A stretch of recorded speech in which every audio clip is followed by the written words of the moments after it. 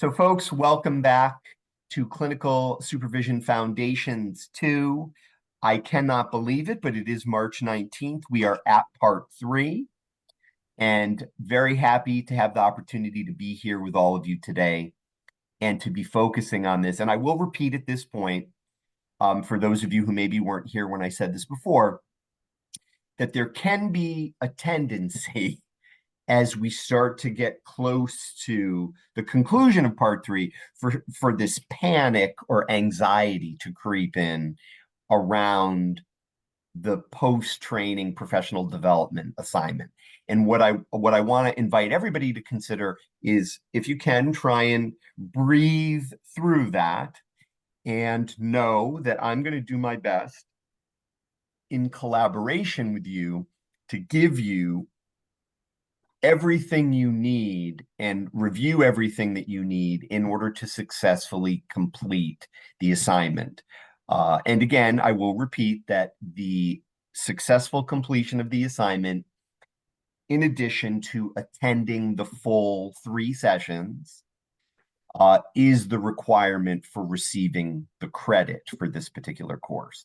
So please work with me. I will work with you, and we'll make sure that everybody successfully completes this assignment and receives the credit for all the hard work that you've done in the learning community and what you will do on your own.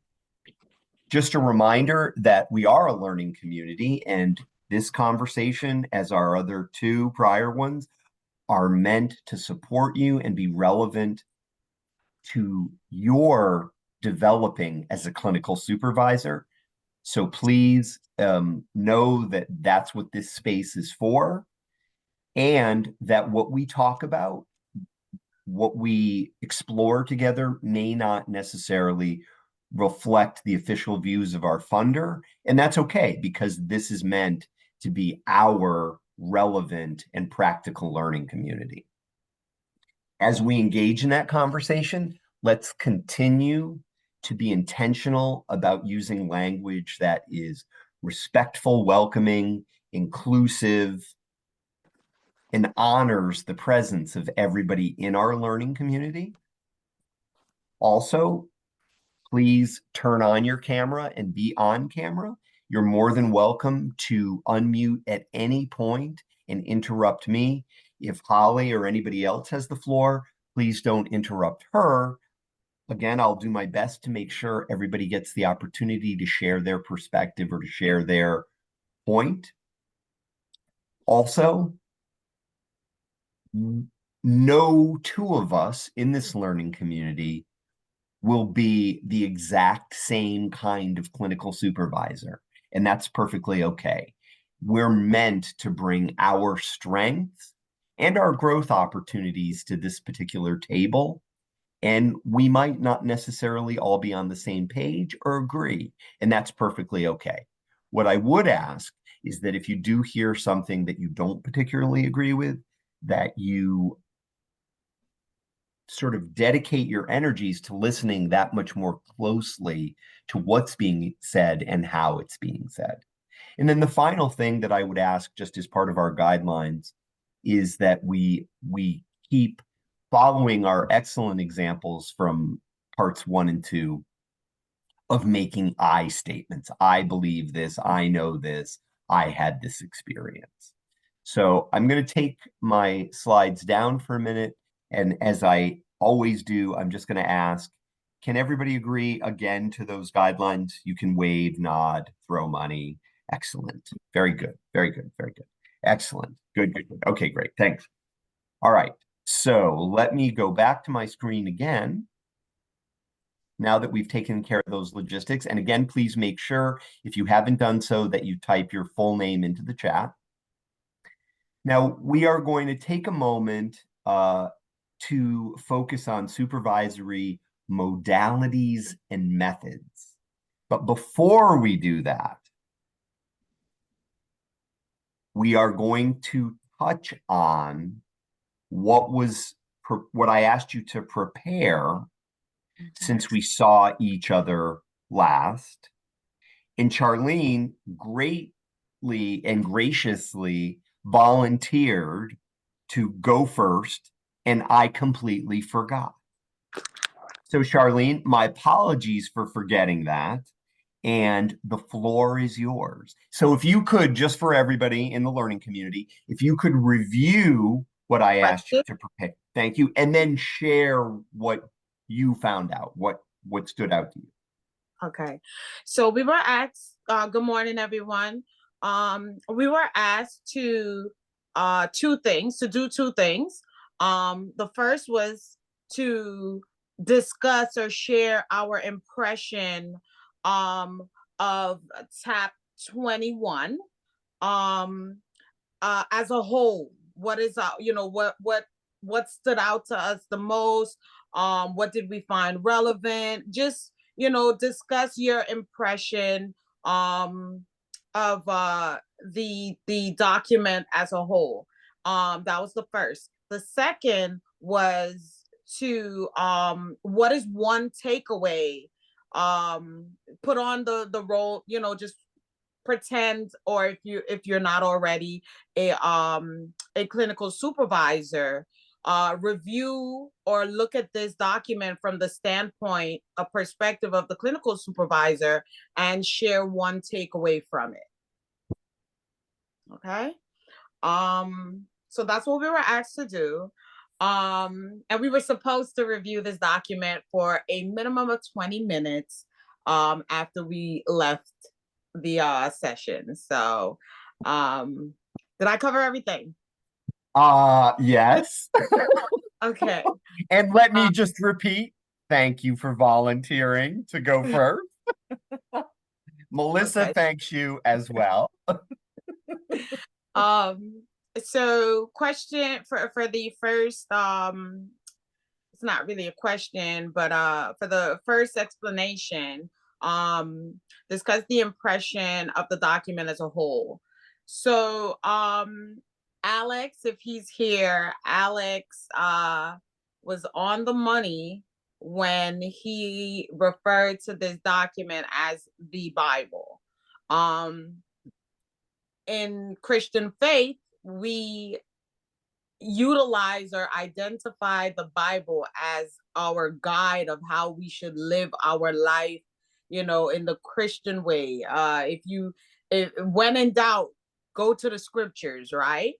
And the same impression is what I got from TAP 21. When in doubt, go to TAP 21. Especially for those of us in the substance use field, it has all of the dimensions that we are supposed to follow, from screening. All the domains are there. And that's my impression. My overall impression is that this is a guide. Can I quote what is said in the foreword? Because I think it adequately describes what this document is. And it states, this publication addresses the following questions. What professional standards should guide substance abuse treatment counselors? What is the appropriate scope of practice for the field? What competencies are associated with positive outcomes? What knowledge, skills, attitudes should all substance use treatment professionals have in common? If that ain't a guide and, what everybody should be able to refer back to, I don't know what is. And it pays sometimes to read the foreword, to read the introduction, to get a better understanding of how to use the document that you are provided with.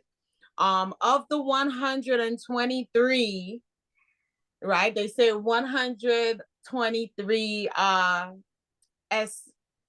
skills, knowledge, and attitudes, but they lied. It's only 23 knowledge and attitudes, and the other 100 is, of course, skills, knowledge, and attitudes.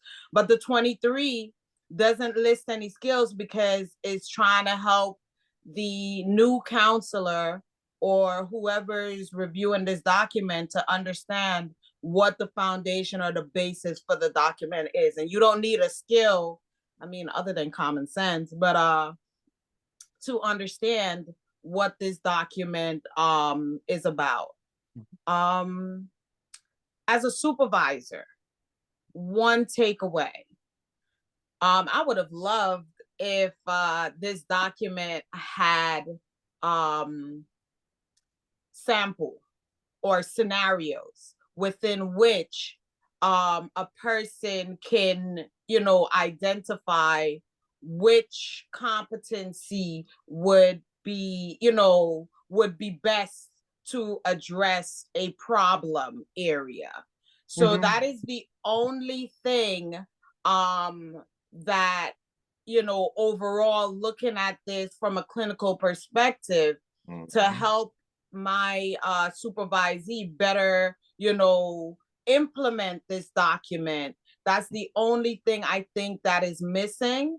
The other takeaway is that as a supervisor, we should be just as familiar with this document as our supervisees, because this is what we are going to be assisting them, rather to ensure that they have all the skills, knowledge, and attitudes that we are expecting them to have in their role. So if we don't know it, if we're not familiar with it, and we don't know how to implement and utilize it, how can we then, provide support and guideline for our supervisees?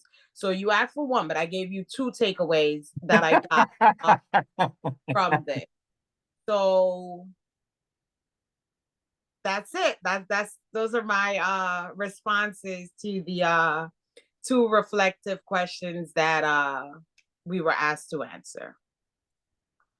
Charlene, if only you would have spent more time on the assignment. I tried my best given this busy schedule. I can see that. Thank you so much. And you took me back to something that came up in the prior training. And I'm going to be brief because I want to hear from Melissa Miller next if she wants to follow. But I want to be brief, and there are two things I want to underline. And you really took me back to something, Charlene, which I really appreciate that you took me back to. But before I say what that is, let me just say this. I can also understand why you referenced Alex's very powerful conceptualization of that it can be like a Bible, a guide, and I really appreciate your rationale. And remember, folks, this is the guide for competencies for our supervisees. And Charlene is right. We want to be able to have understanding and we want to know about these competencies.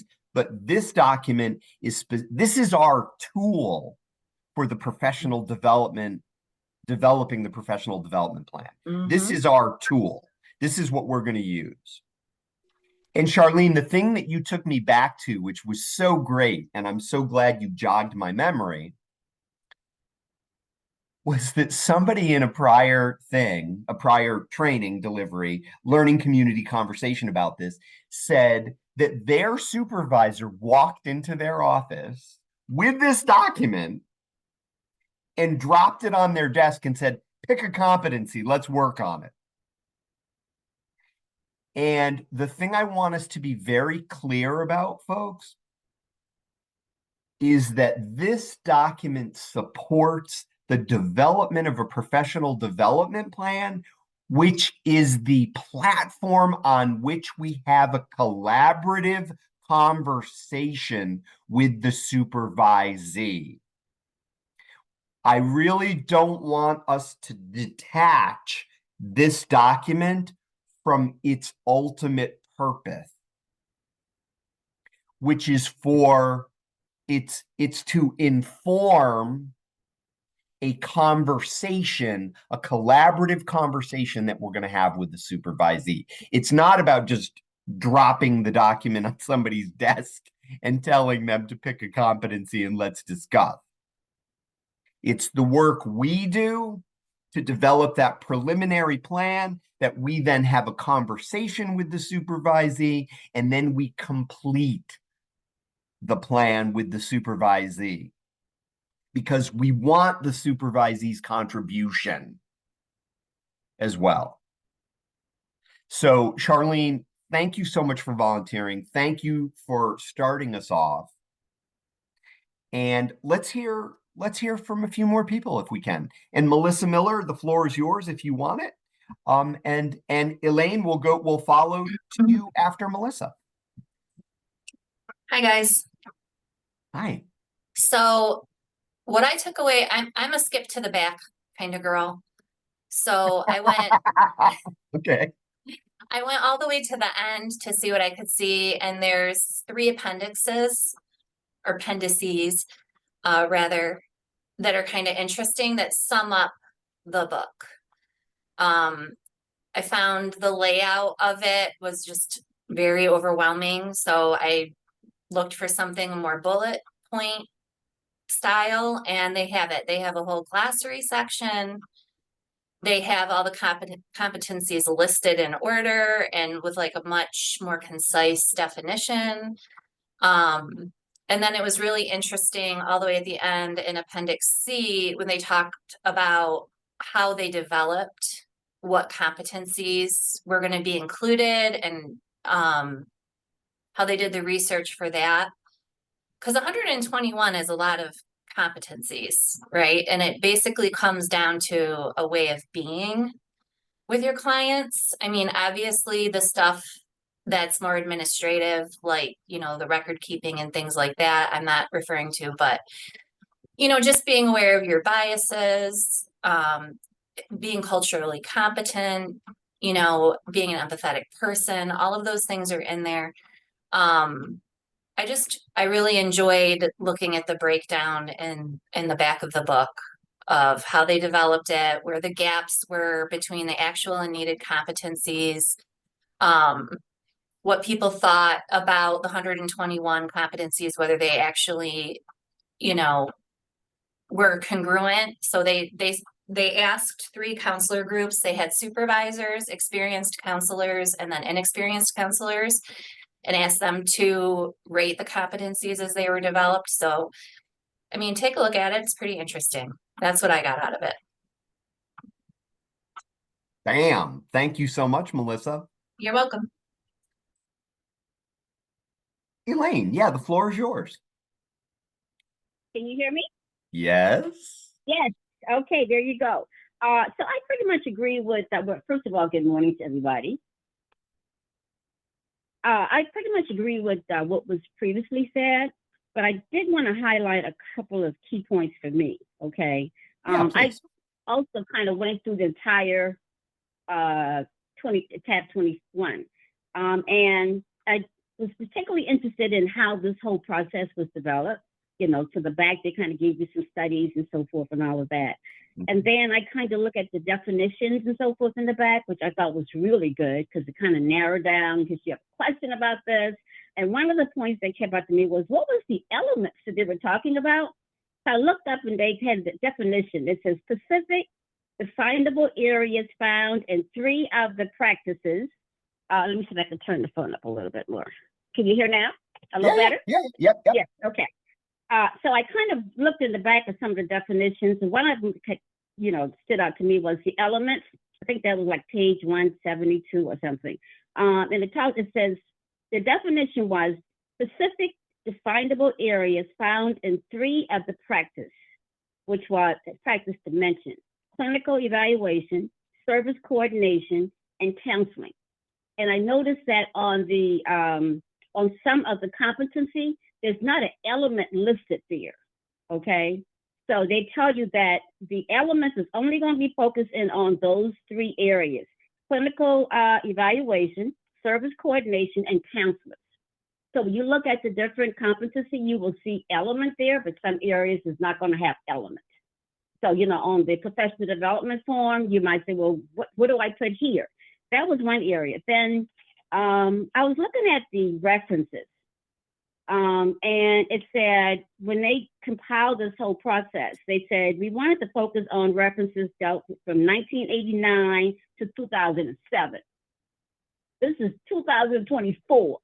Okay, so there are some areas there that they need to update this manual, especially when it comes to telehealth and, all those kinds of legal issues that deals with that. So that was a little concern with that. And then the process that they used to determine which reference to use was some conflicts in reference to that. Some wanted to use, a different means of researching. So they came out with this committee and said, we need to be more specific in terms of which research areas are we going to be focusing on. So that they kind of come up with some kind of agreement on that. So to 2007, that was the latest research that they used that was documented. Okay. And so I says, well, that would be a little concern for me because things are constantly evolving and changing and so forth. And so they need to kind of update this manual, I think, a little bit more, okay, to make it at least to 2020 or something, okay? And then the other thing I was looking at was some of the competencies that was listed. It seems like it was a mismatch on some of the skill sets and the attitudes or something. And I was like, that don't seem to be correlated with the actual competency or maybe one of the elements, okay? So I was a little confused with some of that, but I think it's a really workable document, okay? And I can see how you can kind of modify this a little, okay, to make it more suitable for, your training program. But it's a really good, solid guide, I would say, okay, as like he was saying, the Bible, that it's a frame of reference that you could use. So with that in mind, I think it's workable. That's my takeaway. And again, I want to quote you, it's workable, it's maybe not perfect, and it's workable. And remember, it is a platform on which you can build a specific collaborative conversation between you and your supervisee. And again, folks, I'm going to try and reinforce this several more times today. Please try not to detach the work that you do using this workable tool from what you'll ultimately do with the tool. And unfortunately, the activity is not going to give you the opportunity to have that interactive conversation. But I want to keep reminding you that that's what the tool is for. What you're developing is the first draft that you bring to the conversation with the supervisee. Right. And that you and the supervisee would have a conversation about that together, and then you would modify it, and then you and the supervisee would agree on how you would go forward. Right. Okay. Absolutely. So I just want to keep reminding you, although what I'm asking you to do may feel slightly detached, I want you to keep it connected with how it would ultimately be played out. So just wanted to underline that. And again, Elaine, thank you for framing it as a workable document. And Charlene and others are agreeing with you that it does need to be updated. Yeah. Is there anybody else who would like to share what they prepared for? And if we can, let's try and hear from 3 more people if we can. I wish we had time to hear from everybody. Patricia, go ahead. I see you're unmuted. Go ahead. Yeah. So I was like, when I did it, I'm like, man, I don't know what my takeaways really are. So my takeaway is actually more about this particular practice in general, because I love hearing how we all approach things differently, and which gives us a different perspective. And so I'm getting to know that document better, because I'm a jump to the meat kind of person. So I'm sorry, Patricia, can you repeat?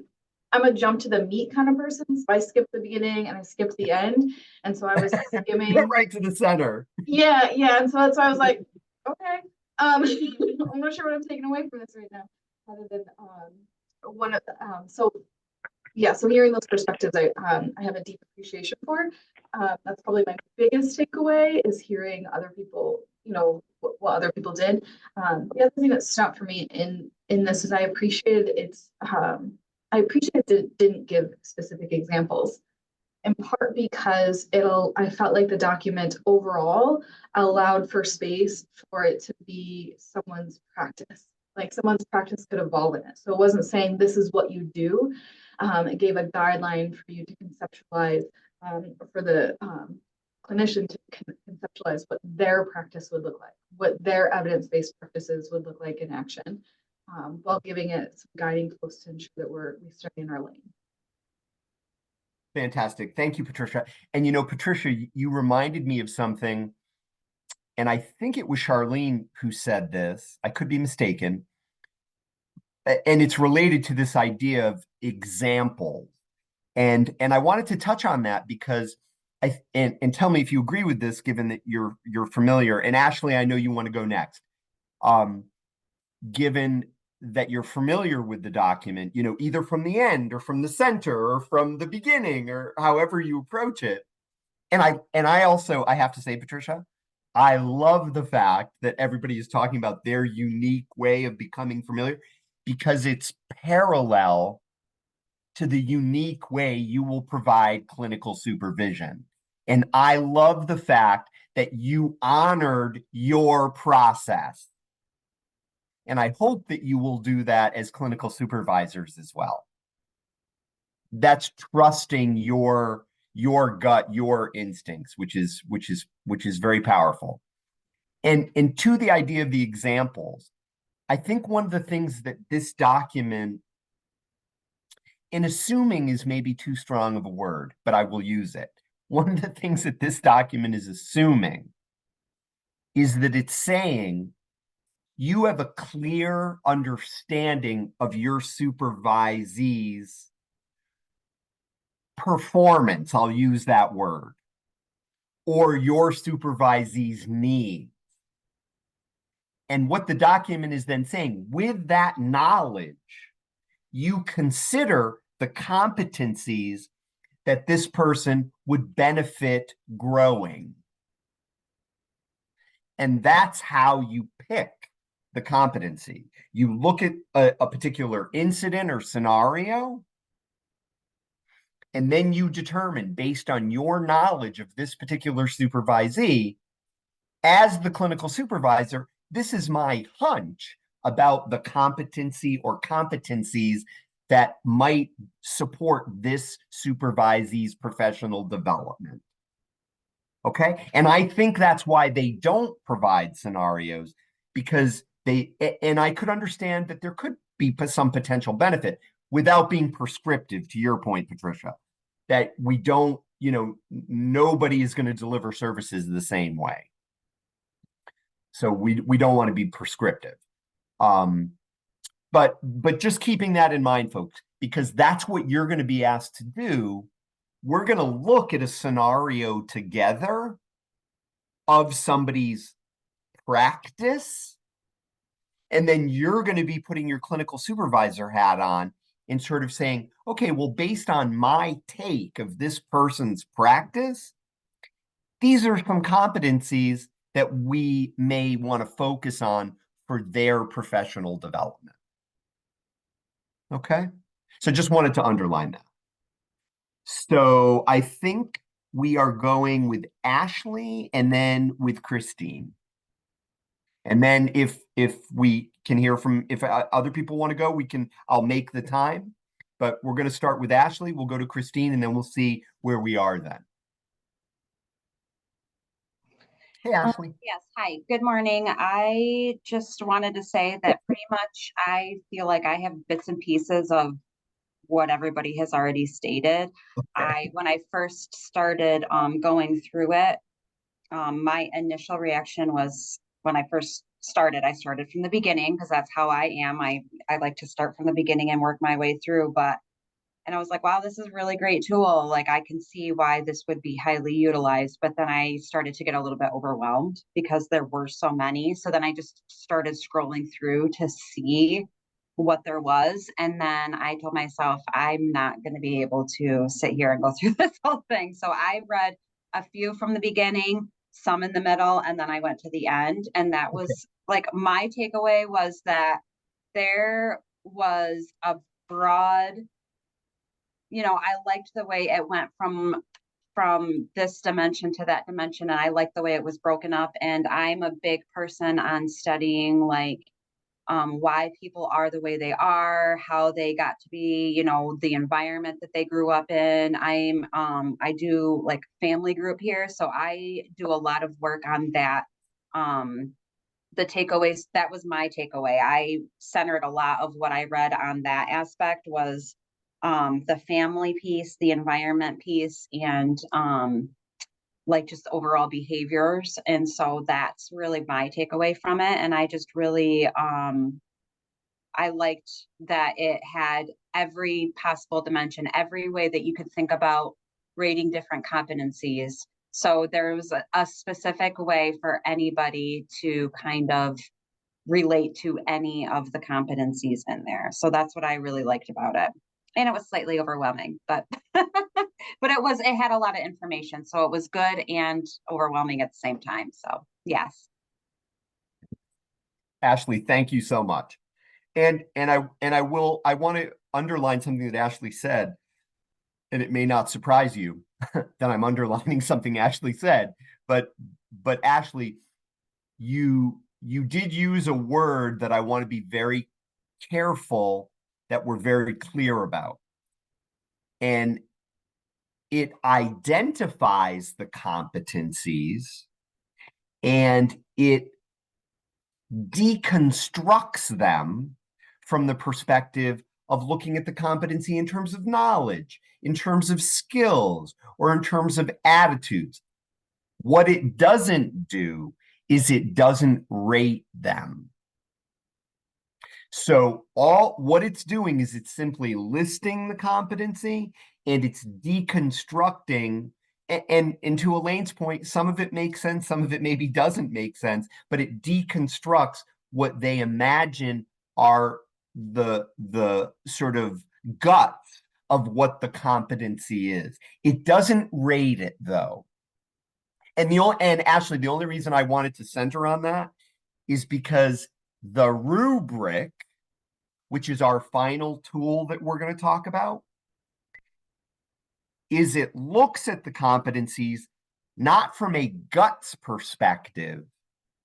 It looks at them from a proficiency perspective. So it is actually creating the ruler or the yardstick to assess where somebody is with this particular competency. And there are 4 levels of assessment. Okay? So I just want to be very clear. The document that I invited you to get to know, and I love this process, that document is identifying the competencies and the guts that make up each competency. Its components, its constituents, its parts. And the rubric, which is another tool that you'll use in your process, there are really only 3 tools you're going to use. The professional development plan form, you have it. Tab 21, you have it. And the rubric, you also have that, but we haven't looked at it yet. The rubric is going to help you once you choose a competency. You're then going to look at, well, where would I assess this supervisee in terms of the ruler or the yardstick subjectively? Where are they with this particular competency? Are they at a 1, a 2, a 3, or a 4? And the rubric breaks down what equals a 1, what equals a 2, a 3, and a 4. Okay? And we'll touch on that a little bit more as we go forward. All right. So Christine, I think you wanted to speak next. Yes, the floor is yours. Christine is unmuting. Oh, so, oh. You had it. You had it. Okay. There you are. Don't touch it again. There you go. Good morning, everyone. Good morning. A couple of takeaways that I had, and I have a little speech impediment. So if I get stuck, give me a minute. It'll click back in, and I'm with you. Yeah. Thanks. Two things, because my brain works in a unique way. So reading it all together, my brain was like, okay, yeah, that's a bit overwhelming, similar to what everyone was saying. So I took little pieces of it, and two things that stuck, that my takeaway were, the first was reading different things. I thought of different people that came to mind, like, oh, I could have used that with that person. Oh, I could have used that with that person. Bada, bada, bada, bada, bada. So that helped in putting language into faces, and then also using some of this to deal with resistance in the supervision itself. The second thing that caught my eye in the TAP, in the in 21, was when it had a small vignette or a small blurb talking about international. The reason why is because I immediately tied that into how is substance abuse dealt with internationally. One, how is substance abuse dealt with, we're dealing with it in this country, but also dealing with it internationally.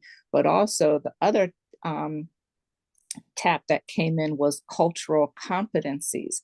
And cultural competencies has a lot to do with this as well, seeing how this can be applied within the culture subset of how substance abuse is looked upon from the supervisee and the supervisor standpoint, meaning immediately it took me to looking at how is this in, for example, working on different military bases and speaking with non-English speakers. How is this dealt with? How is substance abuse viewed, one, in the culture? How is it, two, dealt in different military bases? And how is it dealt with on outside of military bases? And it took me to a small piece when I just did a small search, how international substance abuse, to see if there is like a competency, if there's something compared, like, is there international tip 21? And one thing I appreciated was this can be fluid. This document can be fluid, so you can use this as a frame, you can use this as a guide, and use this wherever you go internationally. But also, when I was searching for it internationally, it didn't come up with a tip 21 that's used in this country, although in this document it said that it's being revised, or it is being discussed to be applied in Thailand and different places like that. But what I did was take it to the WHO, the World Health Organization, and I compared some things with that. And it's this document 21 is, I can see the resemblance in the WHO document, where they're talking about international, where they're talking about how is it applied to their, to their partnering countries according to WHO. So that's just something that two things that popped into my head. Thank you, Christine. Thanks so much. And folks, Christine said this kind of at the beginning, and other people have referred to it too. And I want to note this in terms of parallel process, is that looking at this document overall may feel overwhelming. And that's understandable. And keep in mind, we are using it as a guide to help build a specific plan that then is part of a supervisory collaborative conversation. So we are using pieces of it, and it's a reference tool for us to refer to and go back to. No one is saying, I'm not saying, no one is saying you have to have complete and total mastery of this entire document. It is a tool to be revisited and used to support specifically what you're doing. And that can maybe help with what maybe feels overwhelming. Thinking of the purpose. All right. So I think, Mandija, you were going to go next. And then go right ahead. Yeah. Guys, good morning. I also break it down like Christine, and I wanted was to piggyback off of her. I also look at the culture competence or where what else it is. And I also look at the ethical and legal consideration of the book too. So I cross-cut it. You did it with the cross-cut of the WHO. I cross-cut it with the DSM. Because as a clinical social worker, I more work with mental health, the mental population. I'm sorry, guys, my throat is killing me. But the mental health population, and I've wanted to know also a part of what could I do. And this shows, or this actually breakdown, or it was related to like confidentiality, boundary issues. I look at things like dual relationship and ethical decision making in the context of just the supervisory overall. And I was like, what could I do with this? I was going back and forth to the where I wrote down the what you wanted me to do. And then I asked myself, where do I start? But as for everybody else, they go to the back, they went to the front, but I break it down in sections. And my sections that I break it down in, so I look at what are the fundamentals of clinical supervision? What am I going to get? What is it? And it came up with the responsibility of both the supervisor and the supervisory process. So I say, okay, it's both my process and the supervisory process. And then I went on to look at it, like what models, what should I bring? What approaches should I bring? And when I start reading the models and the approach from the book, then I was like, I'm so happy that the book didn't give us an example that we could cut and tailor guidelines, because not everybody built on a one size fit all. So I actually break it down and I say I could actually tailor these models and these skills and techniques that I have. I could actually include my feedback, goal settings, or self-assessment to really support collaborative supervisory relationship and build on that trust and mutual respect. And then I just look overall the variety of the various setting in supervisory. And then I look at, wait a minute, we have so many. And this book, I wanted it just like how Chrissy said, I wanted to take it abroad with me, somewhere different, somewhere where I could understand, or others who come across it could also understand it too in different capacities. So for example, I want outpatient treatment clinic to be in there, residential, we go all over, because we all work in different settings.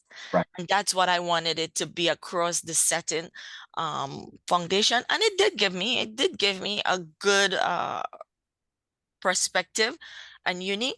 Right. So, but overall, I just want to say that when I read it, it gives me a comprehensive framework for enticing, building supervisory, promoting growth within myself and within my my staff, and ultimate improvement, or what we really want carve out of this is the outcome that clients, that's my main focus, clients, that the clients get the treatment that they really need. So if we understand it as supervisories or supervisors, at least we want to make sure that our staff or carry it on and make sure that they work it in a way that the client has a positive and positive outcome and treatment.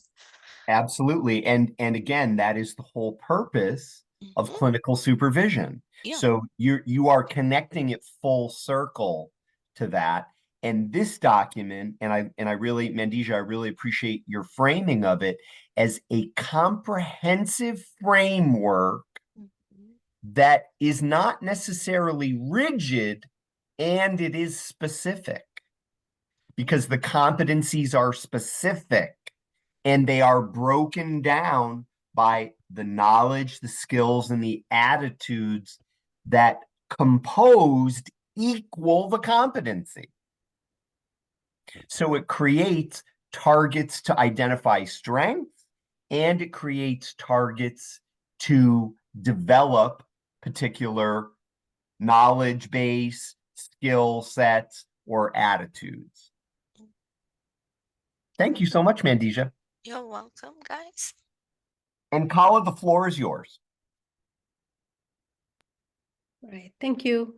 Yeah, I actually really like the attention given to diversity, cultural competence, and the variety in relation to what we are looking for, because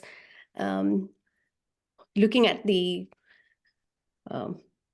the document itself in terms of its focus on addiction counselors, that we are looking at supervision beyond just addictions. It can be homelessness, it can be in terms of populations and practice settings, it can be people who are homeless, it can be family, domestic violence, it can be sexual assault, it can be working with youth, children, child welfare.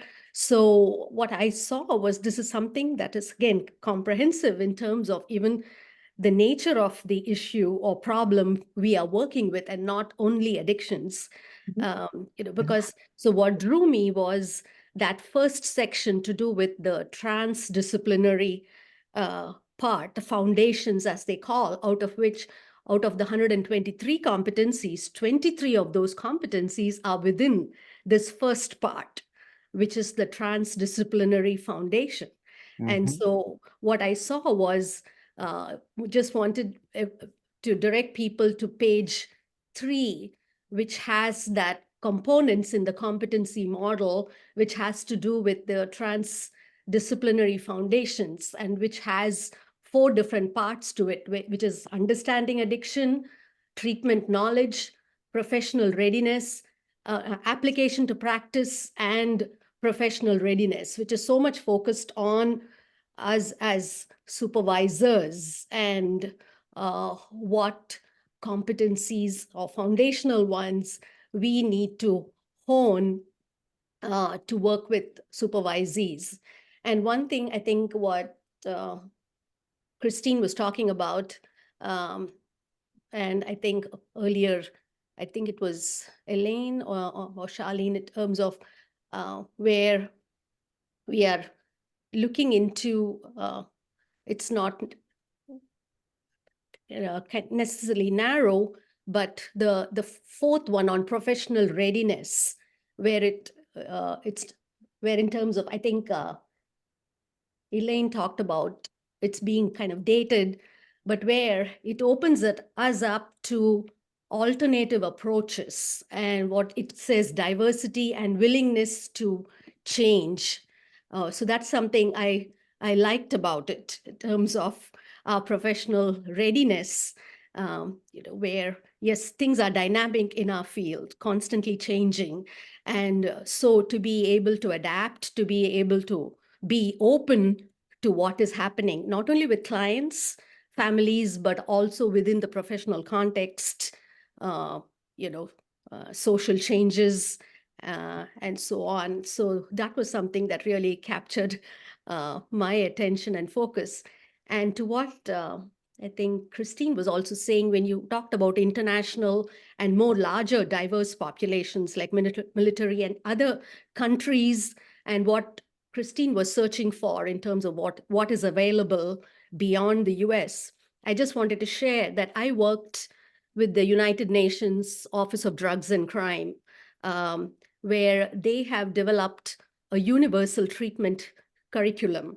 And I was part of that, where they developed a number of modules, and they were focusing on international populations, especially developing countries and rural populations, which is also a very unique population.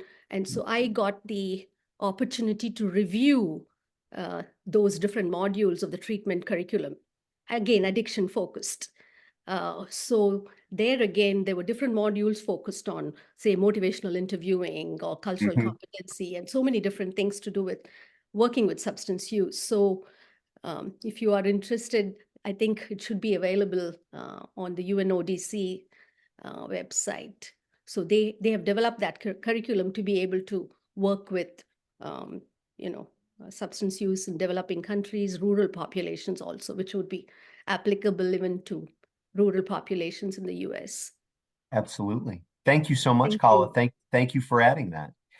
Charlene, I'm going to give you the floor. And then, folks, what I'd like to suggest is we take our first 10-minute break. So we'll give Charlene the floor, and then we'll take a 10-minute break. I'm gonna keep it really brief, y'all. Y'all know I'm very long-winded. But I'm gonna keep it brief. I so feel compelled to again explain my support for the necessity of examples. And when I say this, I am not saying examples so much from the standpoint of the clinical supervisor, but more so for the from the standpoint of a supervisee. So when I went through classes to get my KSAC, we touched on these competencies. TAP 21 came up as well. However, when I it was discussed in class, for the life of me, I can't remember, other than in reference to TAP 21, these competencies never came back up again, unless we were discussing the 8 dimensions. And that was rare. Like, the focus was more so on the actual application of, or rather the practice itself, more than the foundation behind the practice. That is how we were prepped for our KSAC. When I did my internship, my competencies never even came up in my supervision with the person that was overseeing my internship. And everyone, I get it, it's fluid and it should be fluid, but who is guiding the person that is supposed to be providing this? Until late,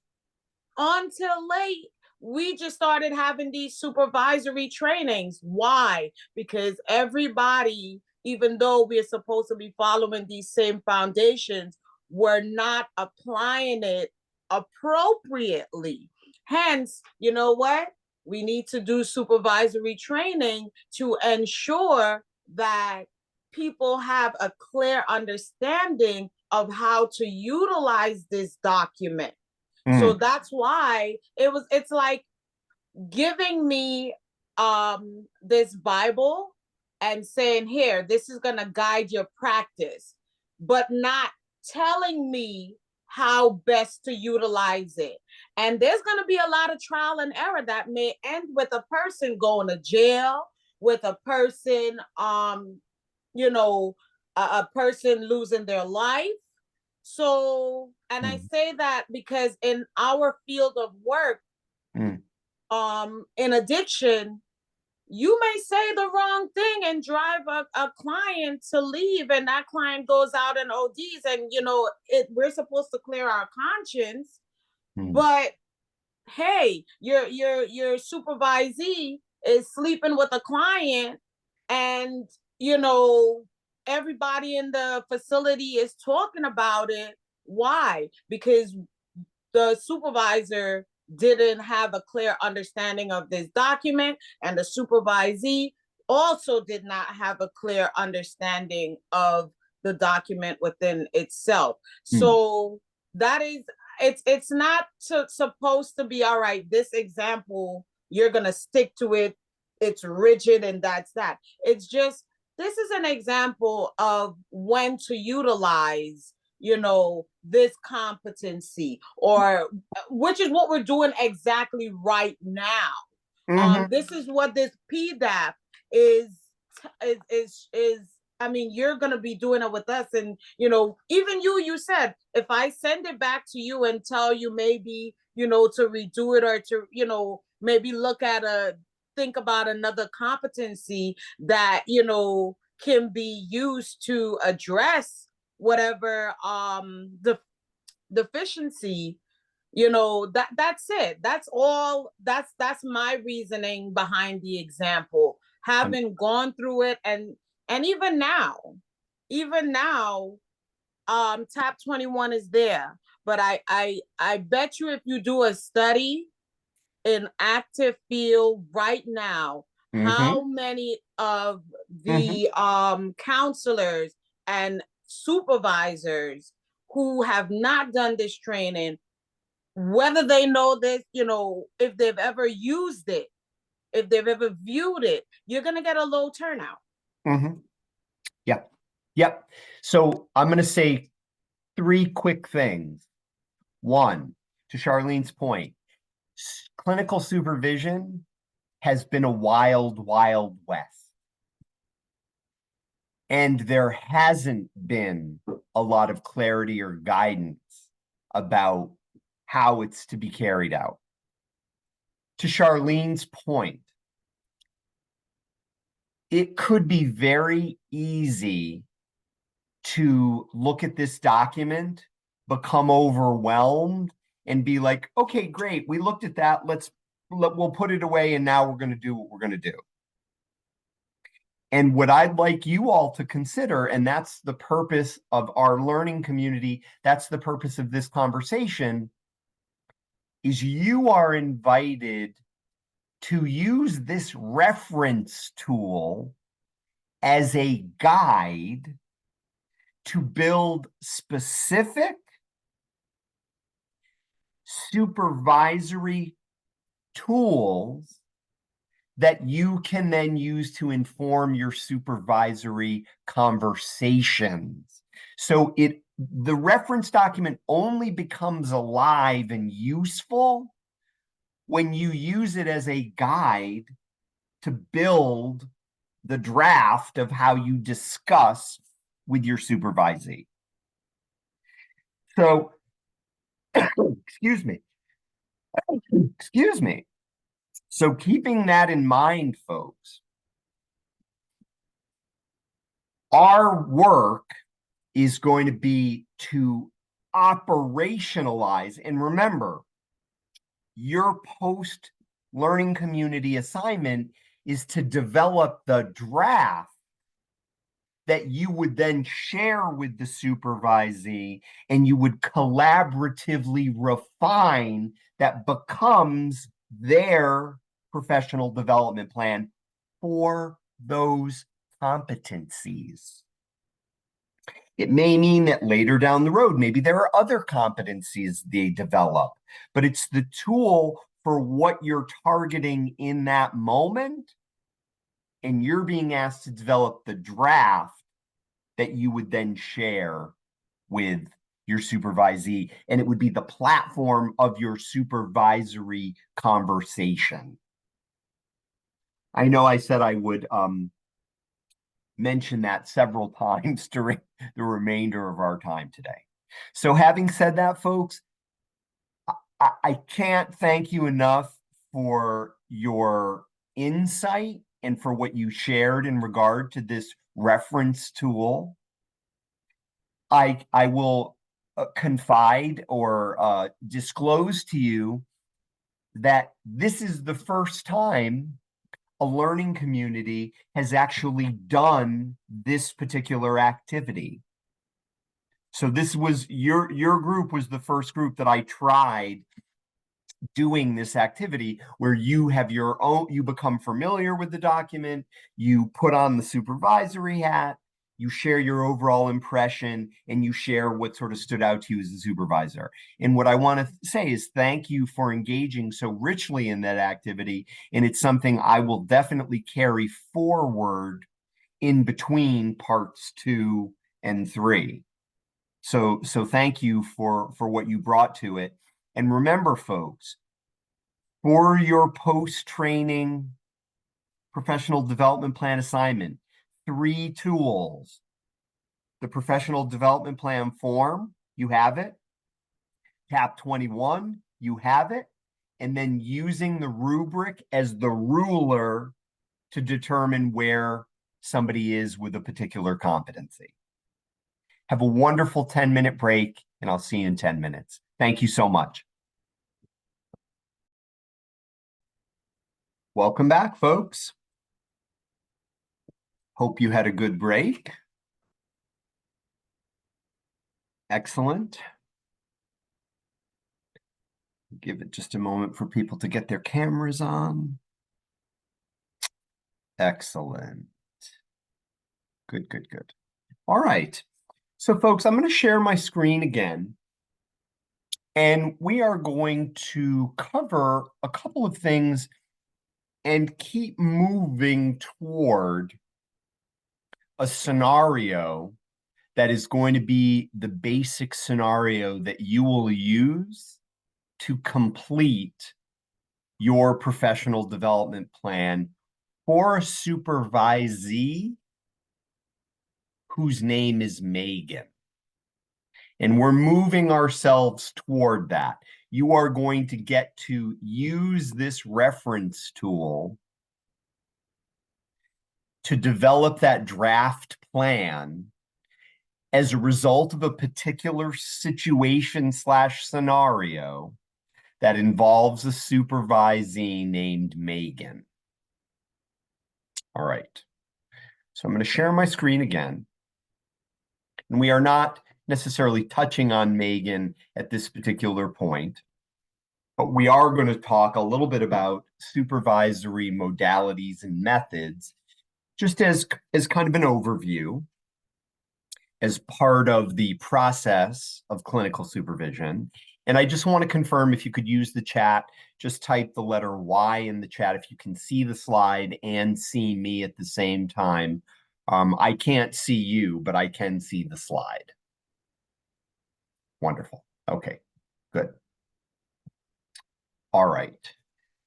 So keep in mind, folks, that the supervisory plan, the professional development plan that you are developing will be used within the modality of individual supervision. So I want you to just be very specific and very clear for yourselves that the plan that you're developing will be that draft plan that would be part of a supervisory conversation between you and Megan as you finalize the professional development plan that Megan will actually carry out in collaboration with your support and supervision. There are other modalities of supervision. There are also group supervision, and there's also peer supervision. And all of these three modalities, they all have benefits and they all have limitations. So if we're thinking about individual supervision, these are some of the elements that we want to consider: the objective, the frequency, the structure, the advantages, and the disadvantages. And again, each one of the types, the modalities, has a particular objective, depending on individual needs and depending on group needs or peer group needs, the frequency would be determined, the structure, and then the advantages and the disadvantages.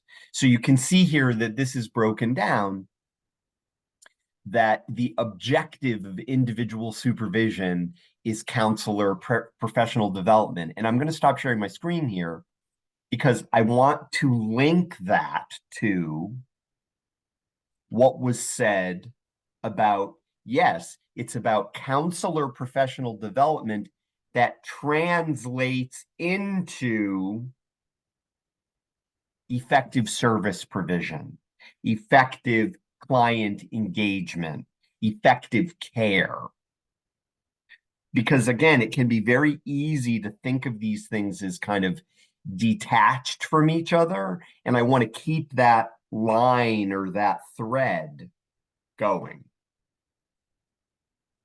Yes, advantages, you know, that idea that it's not a cookie cutter approach during individual supervision. Hopefully we are tailoring that supervision to the individual who's sitting across from us, to their particular needs, to their particular strengths, and to their particular growth opportunities. And that's labor intensive. That requires time and energy, and it's something, of course, that we need to consider. Then this idea of group supervision, and I'm very curious, has anyone here ever been in or conducted group supervision? And if you have, you can type the letter Y in the chat. Yes. Okay, so it looks like a number of people have. So before we look at that slide, is there anything that you would say about group supervision? Or anything that you would say about your experience of group supervision? I did see a number of Ys. Go ahead, Patricia. Go ahead. It is not the same as staffing. Staffing can be group supervision, but sometimes I find that when we are truly engaged in group supervision, it really mirrors the group process, whereas individual supervision tends to mirror the individual process. Okay.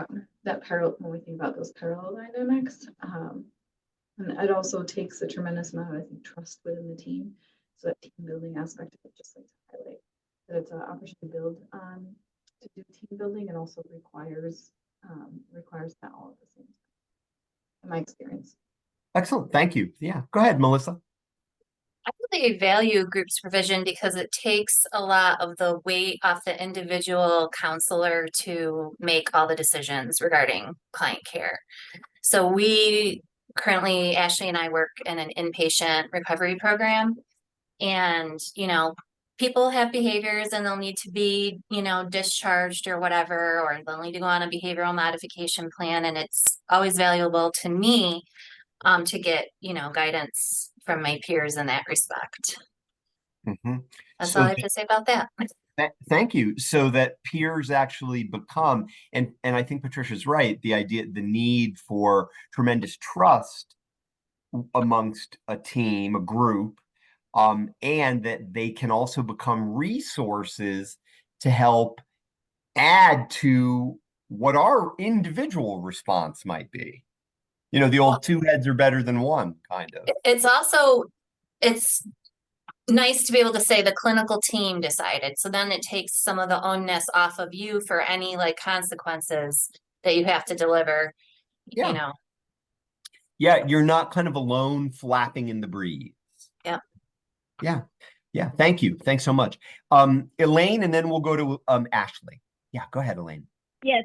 Okay. So when I thought about my experience has been that the advantages that I found is that the group itself, who are you know in that process, they tend to like the involvement of seeing other counselees respond to certain situations.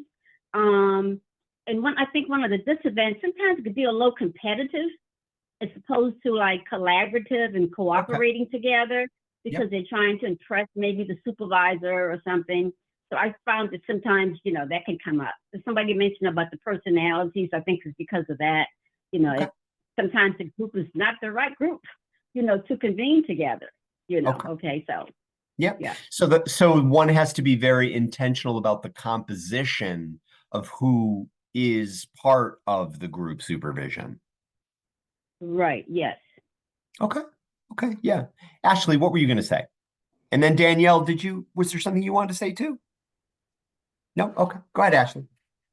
Yes, I like having both the individual and group supervision because I like when it's the one-on-one, we talk about different ideas or struggles or what have you. And then when we get in group supervision, we can kind of process all of that because then we can get everybody on the same page. And I'm really big on consistency. So I feel like when we get all together, there is no room, or there's less room, I should say, for error or for, you know, there to be any, you know, negative situations with that, because we can all get it all out. We can discuss any issues there might be with it. And like Melissa said, you know, we bounce ideas off each other all the time. And I think I find it very therapeutic and I find it much easier to process because we all have different perspectives. So then if there's something that I'm not seeing or that I am seeing, and then we bring that all together, we're able better to kind of figure out what's going to be the best course of action to move forward with the patient and with the team as a whole. Ashley, before we go to Holly and then to Danielle, is it okay if I reflect something back that you said, and if you tell me if I'm kind of hearing it correctly? Sure. Which is that participating in group supervision meets different needs for you than being an individual supervision. Yes, sir. Okay, just want to make sure I was hearing that correctly. Yep. Yeah, and I love the fact that you said that you benefit from both. So yeah, Holly, the floor is yours, and then we'll go to Danielle. Yeah, well, Paul, you stole my thunder. No, I'm just kidding. I'm just kidding. Just to piggyback on one of the things that I like this is group supervision, and I'm usually a big talker. So this group learning, peer learning process for me, in particular, is really helpful because I'm listening, and then I'm validated by listening to what other people are saying without necessarily speaking myself. And so that helps ground. I think the individual supervision helps the individual grow, right? And that's always individual supervision's always benefited me. But group supervision, I think it's important to have a structure to it, almost more structured. I think both should be structured, but there's a little bit more structure to a group supervision. That because you can have talkers and people who like to share and feel comfortable being vulnerable in that situation and like putting out there, like, this is what I did, help me learn, blah, blah. And then you have others who may not speak up, and even when invited or called upon. And if you structure it so that everybody takes a turn presenting something, then everybody builds a capacity for vulnerability, and that it's learning and not judgment. So that's, yeah, I like that. And I find both, and right, like that, and also the peer. I mean, I really kind of, what we do a lot of times is peer reviews of charts rather than, right? So then we bring that into the peer supervision. So it's administrative, but it's also clinical. And I think that's tremendously helpful because it gives us a more global perspective. Like individual supervision, we're looking out from ourselves. Group supervision, we're looking sort of collectively, how do we all do this? And peer supervision is like kind of, oh, you would do it that way, I would do it this way. This is really helpful. rather than hearing from somebody in authority, someone up here. So Thank you. Thank you so much, Holly. And, I want to underline something that Holly said before we go to Danielle, which is just that the modality that we use there may be organizational or programmatic or even sort of licensure guidelines around what must be done. And I also want to acknowledge, and Holly, you kind of alluded to this, and other people have kind of alluded to it too, but the idea that like temperamentally, some people prefer a particular kind of supervision over other kinds of supervision. And as the clinical supervisor, we're balancing all these factors in terms of determining, also considering what resources we have. And I'll just throw out from a perspective of somebody who has supervised group supervision, that being the supervisor during group supervision is a whole skill set that one has to bring to the table in order to maximize the group doing its work. And I'll give a very concrete example that I had often found, and I grew into this as I did supervise groups more, was that I had to learn not to talk, to let the group members talk to each other, because what they would say to each other, and I could say the same thing, but it had more weight or benefit if somebody else in the group said it to another group member. And as a group supervisor, working with a group of clinicians, I had to learn how to balance that, just from the supervisor's perspective. Danielle, the floor is yours. Ditto to Holly. Ditto. No, really, Holly, go. I was just going to say that I think a structure is very important in a group setting. And one of the things that we do here at the Addiction Center of Broome County, which I think is really incredible with the group supervision, is we put our ideas into the supervisor, because I'm switching roles. I'm going from supervisee to supervisor, but we would put our ideas of what we would like to have covered in the meeting into a quick email. And then there was like an agenda. And then of course we had case presentations as well. But that actually helped people that didn't necessarily want to share any of their concerns, because it was brought up by the supervisor, so they weren't really put on the spot. And then she would ask, do you have anything to add? This was the topic that, so-and-so brought up, and do you have anything to add? So it really, and that's where the conversation amongst peers would actually begin. So that's all I had to add. Thanks, Holly, that was good.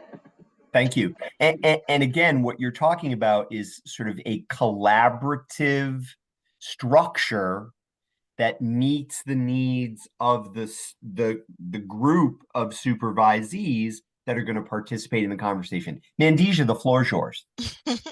So I was looking at it as it has its pros and its cons. And one of the pros is, we get a lot of feedback. We have different mindsets working at the same time. But then in group supervision, the ones that I experienced, we had a lot of group think or group polarization, where, if I say, hey, every Friday we're going out to the streets and do outreach, because I maybe had the advantage, everybody will turn around and say the same thing.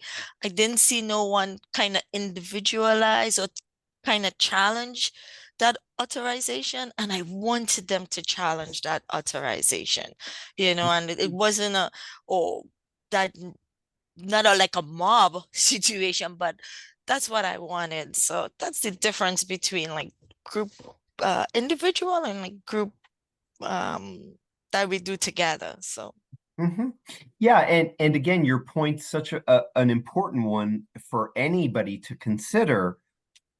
And again, our angle is considering it from the supervisor's perspective. There are advantages and disadvantages to every modality. And we are trying to determine what modalities may be best for a particular individual or a particular group. So momentarily back to the slides for a minute.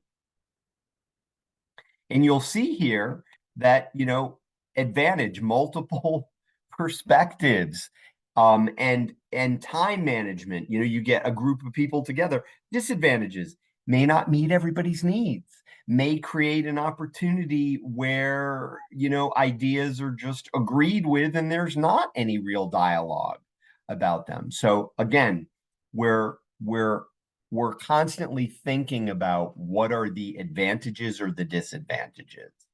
And we really want to explore that and be clear about it and think it through.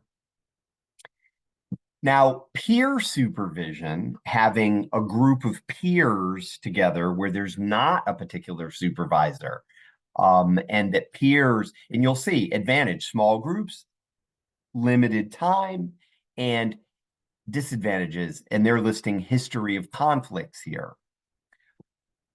Again, what I would ask is anybody in our learning community in peer supervision at this particular point? Is anyone in a group where there's not sort of the clinical supervisor supervising, but where you're simply with peers? Yeah, go ahead, Holly. What's your experience like in that? Periodically, like I said, we do this kind of peer chart review, and then the peers sit down, like we sit down without the clinical supervisors, and they talk about what they found in the charts and what they kind of need to do better. And because we all need to improve our documentation, don't we? Because we all love it so much. But did you document it, right? Because if you didn't, it didn't happen. Exactly. Right. And you're not going to get paid for it. So important, right? But I think also the place of that, and I don't know that we formalized this, and now I want to kind of go back and look at that and say, okay, maybe while we do that, there needs to be pieces of not just reviewing the chart, but reviewing the content of the chart, the clinical content of the chart, and really sparking more conversation like that. And we do have group supervision sometimes where just by scheduling, the supervisor's not there, right? So periodically they lead themselves. And someone kind of is picked to be the facilitator of that. And it's generally a rich conversation. But sometimes it'll be like, okay, nobody has anything to talk about. We'll talk later. Bye. Mm-hmm.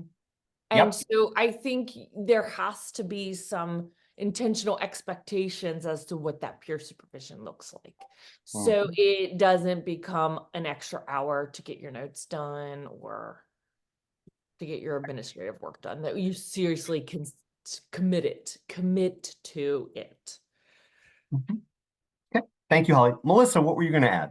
And then Patricia, I think you mentioned in the chat that you're in a peer supervision group, but you really call it group supervision. So let's hear from Melissa, and then maybe if there's something you'd like to add, please. So just to piggyback on what Holly was saying, both we have individual and group. Yeah. And I did like what everybody was saying in terms of individual supervision. It it's about the whole and how we can how we're working on our individual strengths. With the group, it's definitely how we're working as a team. And our commitment to those we're serving. So it's really helpful. Okay. And Melissa, can I ask you a quick follow-up question? Yes. Is the group supervision, is your clinical supervisor, is there a clinical supervisor in the group that runs the group, or is it a peer supervision? So it's the clinical supervisor. Got it. Okay. The clinical supervisor, but she takes a step back, as you were saying, like you have to just take a step back and let us talk. Trying to just facilitate the conversation. which is really good. And it becomes, it's not boring because we go in knowing what we want to talk about. Usually we'll present a difficult client, Yes. a difficult case, Yep. or one of us is having any challenges, and then we can discuss that. Right. So it doesn't feel like it's taking us away from something that we could be doing. Because I've been in situations in the past where that's the case, and usually they term it case reviews. It really does become boring. Everybody does tune out because it's just, you are kind of just like reporting on information. Right, right. And that is not the same thing as having like an interactive. Yeah, and it's Right. it's fun, and you feel supported, especially when you're having challenges, because you see that others may have had the same challenges as well. Yes. And then you hear like how they were able to, overcome those. Yep. So it's supportive, it decreases isolation, it builds capacity, and you can learn new ways of managing situations. Yes. Fantastic. Thank you so much, Melissa. What were you going to say, Patricia? Oh, I was just reflecting, like in my mind, it was like, we call it group supervision. I facilitate it, but I'm a peer. And so there are not supervisors present. So one of the things, so there's a couple things that came to mind. One is like developing culture for actually group supervision. So like our staffing would in theory be group supervision, but because there's culture collaboration, there's just culture like presentation. It's not like the culture isn't quite there in our agency where we are today. It's evolving. So that was kind of the point of introducing our quote unquote group supervision, was to create more collaboration and teamwork. And it is like, it's not a requirement. So there's people, that's where a lot of the interpersonal conflict comes into play, because then some people just don't go because they don't want to actually engage in that interpersonal aspect of peer supervision. But peer supervision isn't solely group either. There's also peer-to-peer supervision that I think we do on the go all of the time. There's just some of the random thoughts that came up about our culture and just like the differences, the subtle differences that can come up between all of them. Absolutely. And thanks for also expanding out the idea that there is also peer-to-peer dyadic supervision. It's not always the clinical supervisor providing the supervision. It doesn't mean that you couldn't have both. You might have both, but again, it depends on the culture. So I just want to touch on one other thing in regard to peer supervision, and I want to underline it as an opportunity. So let's say I had the great opportunity, let's say Kala was my supervisee. I was the clinical supervisor and Kala was my supervisee. And it's very clear to me through my individual supervision with Kala that she has tremendous experience. There's a lot that she could offer the other clinicians on the team. One of the things that might be part of Kala's professional development would be taking on the role of a peer supervisor, where she might facilitate a peer supervision group, and it becomes part of her professional development plan, because developmentally, based on her experience, based on her training, based on the competencies that she demonstrates, that may be part of her professional development. So I also want to link modalities with where somebody may be, where a supervisee may be in their developmental process. So any thoughts or any reactions to that, or any comments that people want to make about that? That's actually exactly where our quote unquote group soup came from, because I got to do my internship for my MSW at work. And so we used that as kind of like the thing, the like special project to also, it was like we were hitting two birds with one stone. The thing we went wanting to do for the agency, and also a thing that was from my MSW. This is exactly how it came up here. Fantastic. Again, another way of thinking about these modalities of supervision as they can also relate to professional development. I'm going to share my screen again. So, a couple of things to keep in mind. And you'll see these 5 bullets. We're going to come back to these in just a minute, but I want to make a point, which is one of the central ideas of this particular Clinical Supervision Foundations II course, is that clinical supervision is based on the idea of direct observation, meaning that you've observed your supervisee doing their work, or you've reviewed an audio recording or a video recording of them doing their work. Okay?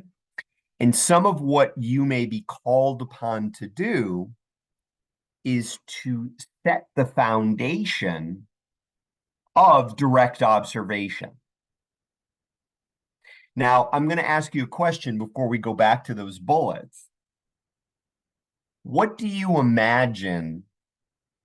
Let's say you get a new supervisee and you need to introduce the idea of direct observation to that supervisee. My question to you is what do you imagine? And I'm asking you to imagine, you may be basing this on actual experience, but I'm asking you to imagine, what do you think your supervisee's reaction might be to the idea that you are going to directly observe them as their supervisor? Kala, do not play poker. Go ahead. What do you think the supervisee's reaction might be, Kala? Yeah, it's scary, to be observed, uncomfortable, yeah, and the idea of evaluation and yeah.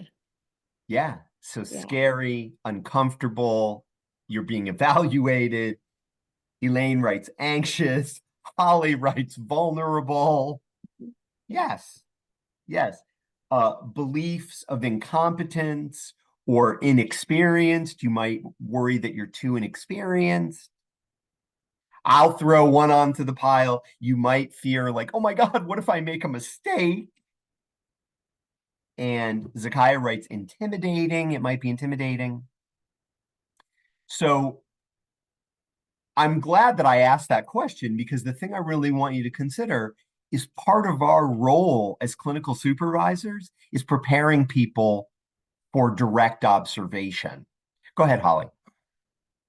So in my learning as a student, as I prepared to enter the field, you know, one of my group counseling instructor, we were using a textbook by Lawrence Schulman, who's a social worker out of Canada. I know Lawrence Schulman. Yeah, he's awesome. He is. He says this, and it was always stuck with me. And then as I work with anybody I supervise, particularly students or interns, I repeat this quote from him. And that is, there is no mistake. There's no mistakes. The only mistake is to do nothing. Because if you do nothing, you do not learn and no one is helped. And later, if you act and you later learn that you acted in error, to go back and own your error and correct it is the point of counseling and is the ultimate modeling. And now, it's also the point of clinical supervision. Right. It's our humanity. We're going to make mistakes. Yeah. That's why people come to counseling, because whatever they're doing is not working. They want to do something different. We are going to try things and do things, and they're not going to work. But when we own them and take that corrective path, that we learn and people are helped. Yeah. And we can learn to do what we do more effectively. We can work smarter, not harder. Yeah, Charlene, the floor is yours. Yes.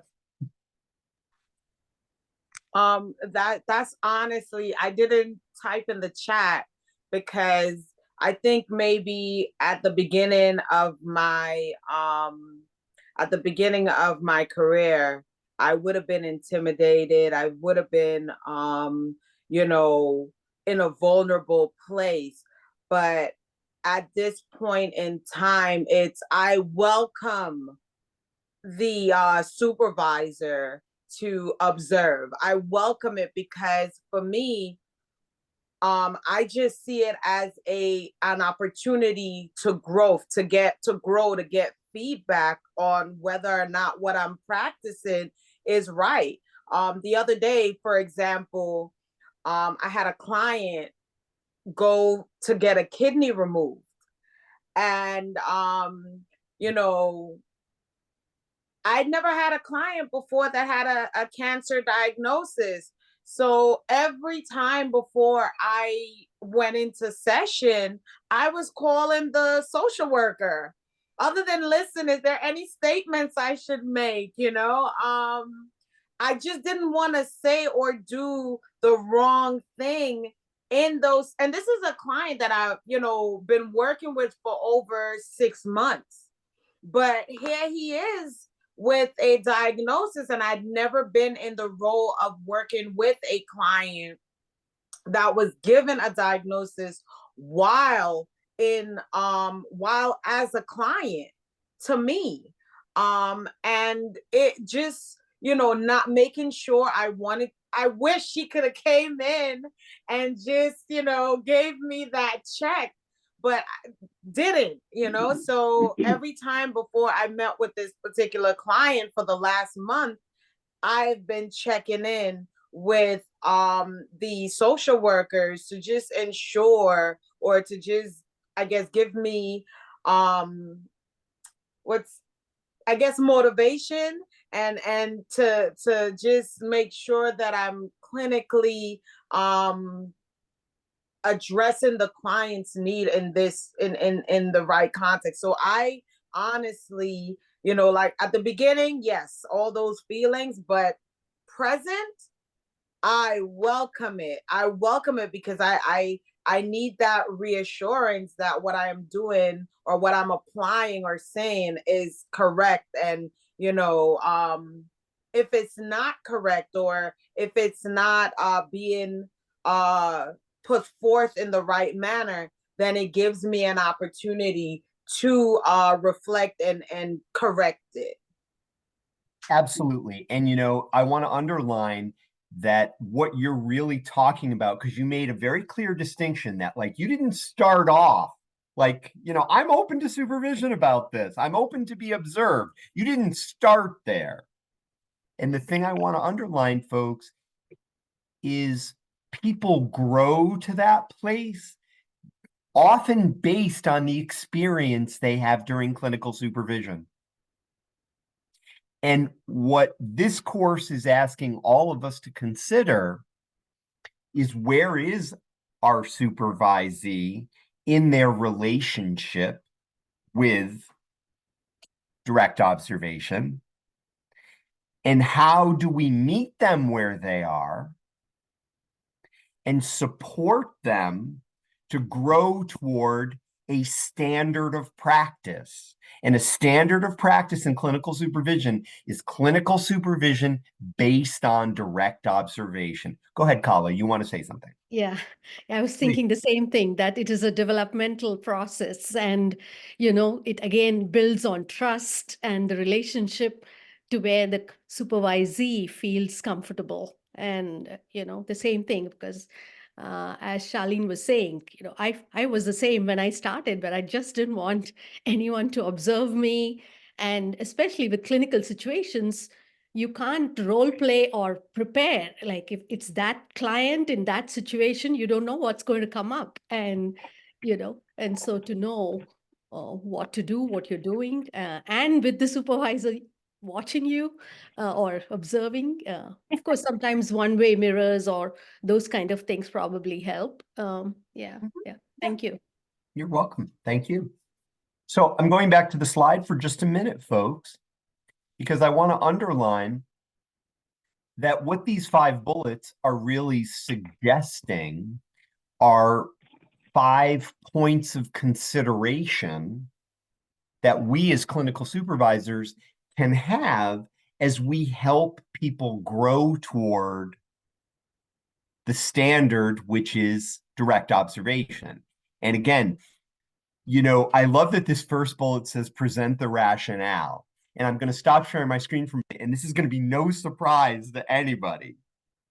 But let's say Melissa Miller was my supervisee, and I had the great opportunity to be working with Melissa. And let's say Melissa was new, and part of our work is direct observation.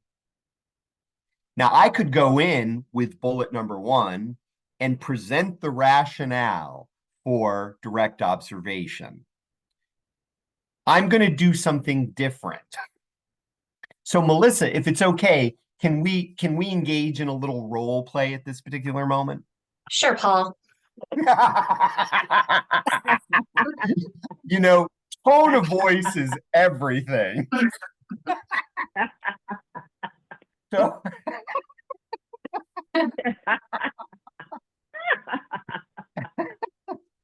Melissa, Yes, Paul. It's so nice. It's so nice to meet you and to finally have an opportunity to talk with you. And I hope that you're settling into the agency really, really well. And I'm very excited about our collaboration in our supervisory conversations. Let's see if you still feel that way in 20 years when I retire. Well, I'm really glad to know that you're committed to this work for the long haul, because I am too. And Melissa, I know that in the onboarding process it was made very clear to you that direct observation is part of clinical supervision. And I wanted to check in with you about what your thoughts or what your feelings or reactions are about direct observation, because I want to support you as we move forward together. Well, I can just tell you what you're going to see when I'm in session. I start off asking about cravings. Okay. That's a verbatim quote from me, by the way, when I was told that I had to do a direct supervision or a direct observation for supervision. I was like, I'll just tell you what I do. Actually, it's kind of scary for me. So, are you going to use like a video camera? Are you going to be in the room? Because I don't know if the client is really going to be feeling it, if there's a third person there. Yeah. So how does that go? Yeah. So I can understand, and I can tell you, when I first started providing services and was directly observed, I had similar feelings. It was intimidating. I was a little frightened. And I guess, knowing what you just said, which would be better for you? Would you prefer to be videotaped, or would you prefer two-way mirror? What would work best for you? Videotape. Fantastic. Okay. So that we can arrange that, when we're directly observing, we can videotape your conversation, and then we can go from there. Okay. All right. So let's pause. So, Melissa, if it's okay, can I ask you a follow-up question? Sure. How was that different than me going in and starting with, this is why we do direct observation? Because when you ask permission, you get buy-in. Yeah.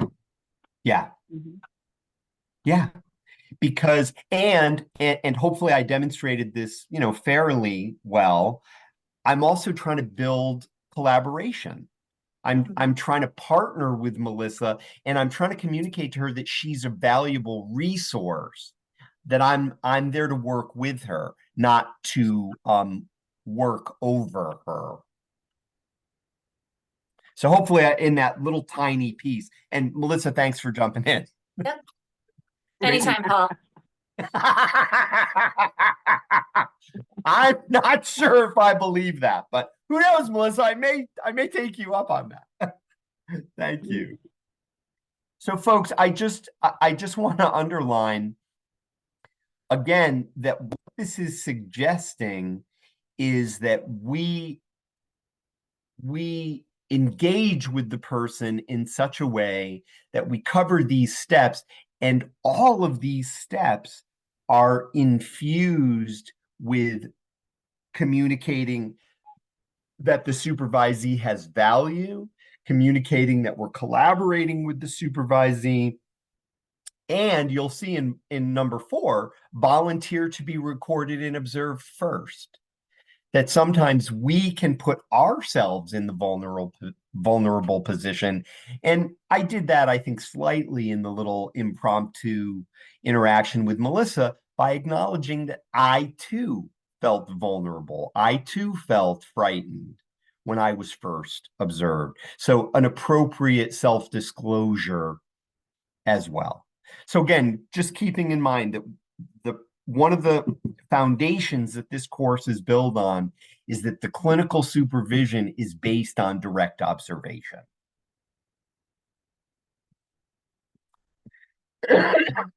We've basically touched on this. So we are moving closer to this scenario with Megan that we are all going to be using as the platform for the professional development plan that you are going to be concluding and submitting as part of our work together in this learning community. And this is just an opportunity to touch on the resources, again, that you're going to use to do that. You know that TAP 21 is the resource that you are using because it is the knowledge, skills, and attitudes of the addiction counselor.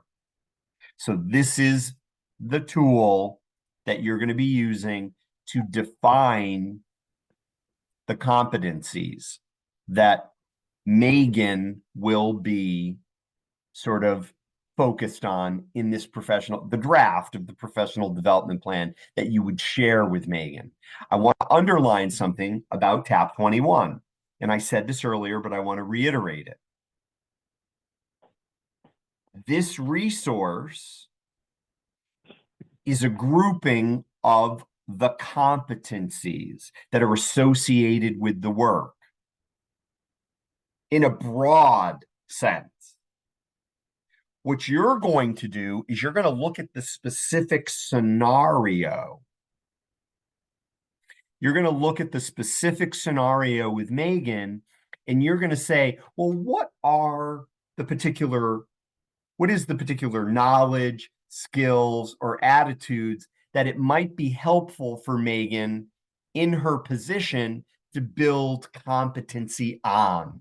So you're going to be looking at the specific. We're going to go from the macro of the resource into the micro of the conversation. And it's important to keep that in mind because you're not going to be looking at everything in the resource.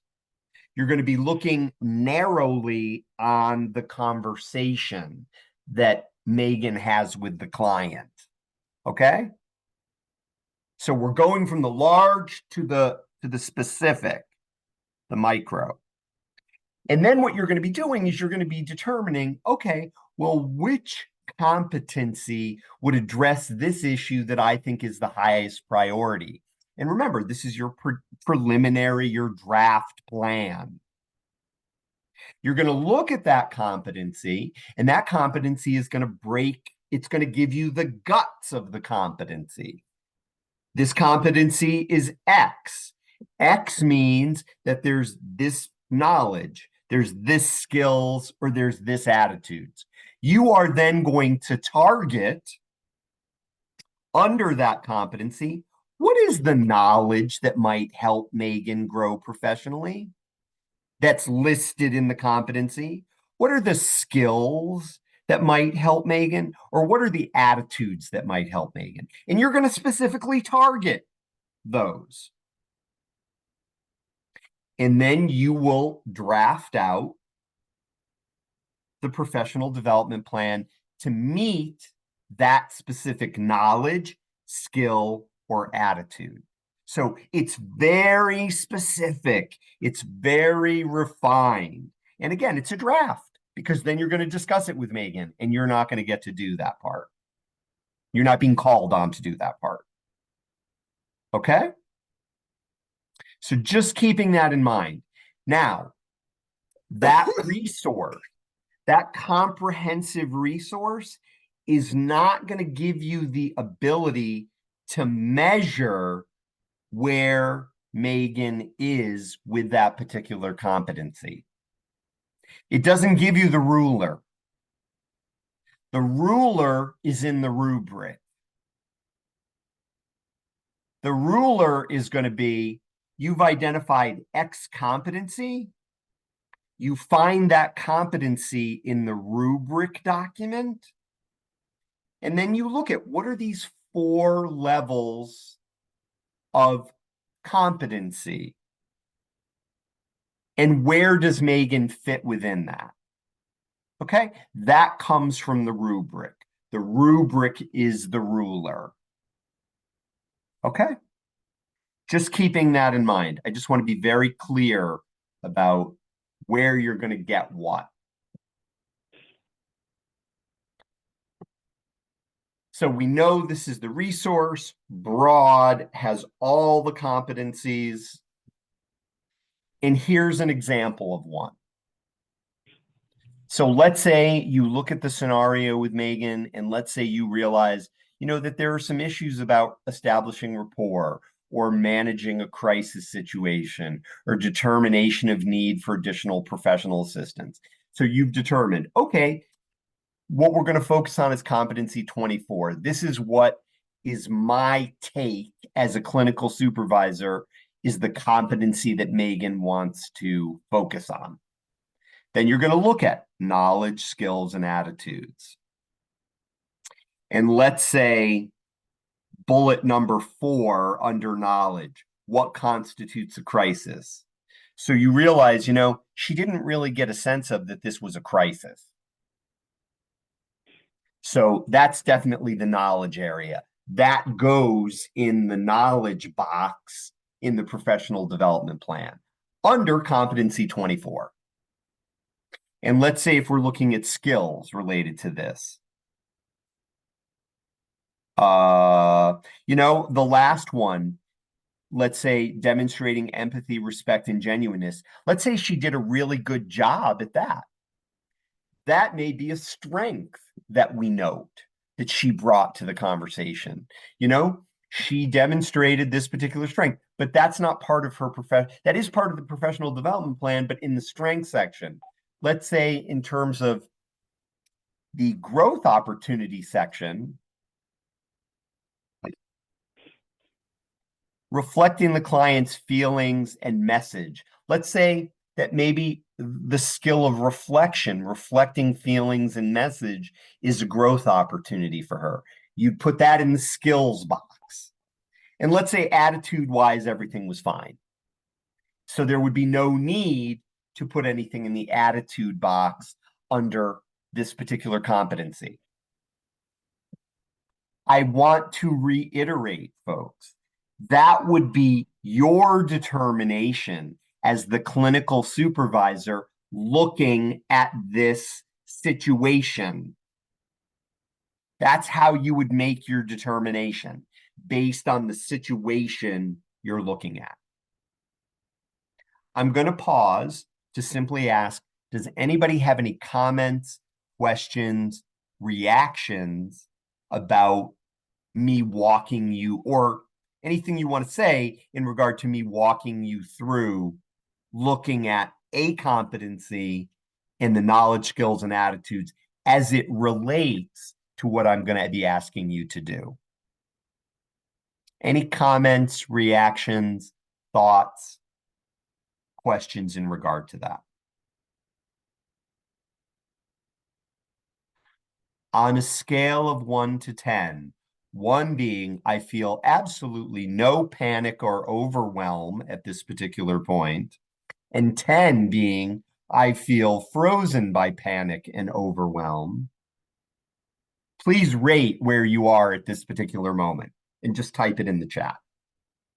Okay, 2, 6, 2, 2, 5, the Switzerland of overwhelm, 12, okay. Okay, feel some relief, 7, 6, 5. Okay, so does anybody have any specific questions or concerns that you'd like to raise about this at this particular point, based on where you are in terms of calm or overwhelm, confusion? Yeah, go ahead, Melissa Miller. Is this like there's only one right answer, or if you pick a competency and you can back it up, then you're fine? You can pick the competency if you can back it up and make it, it relates to the scenario, you can back it up. There is no one right answer. It's Melissa Miller, clinical supervisor on the job, looking at this particular scenario and then determining, oh, this is a capacity that Megan can focus on. This is the knowledge area. It is Elaine. It is very micro area. That's exactly what it is. It is exactly that. And it's through the lens of Melissa Miller, clinical supervisor. I think, Melissa, I think we should rename this training. Melissa Miller, Clinical Supervisor Foundations II. Sounds great, Paul. Let's do it. Absolutely. You get $5 every time the course is delivered for name recognition. Excellent. Holly likes that. Yeah. Yeah, go ahead, Elaine. Go ahead. Oh, you muted yourself. Go ahead. Go ahead and unmute again. Yeah, there you go. Yeah. Yeah. So I don't want to sound too overconfident, but with going through this process, yes. but with going through this process, I really feel inspired to get the job done. Because I think, the foundational part has been set, and we got a lot of resources that we can use, okay? Hopefully have enough time to do this well too, to do the professional development plan. I don't know how much time we will have to turn it in, but I just feel not anxious, but just inspired that you're not like just thrown out there, just write whatever. You got a frame of reference that you could use.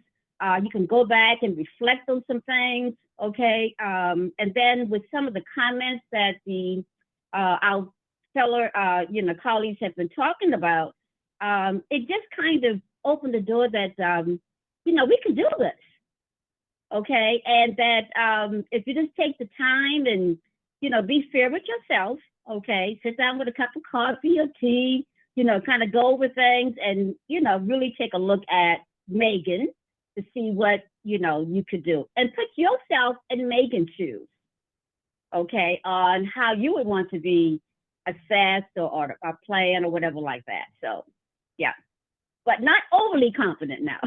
Okay. Yeah, not overly, just inspired. Okay. Right.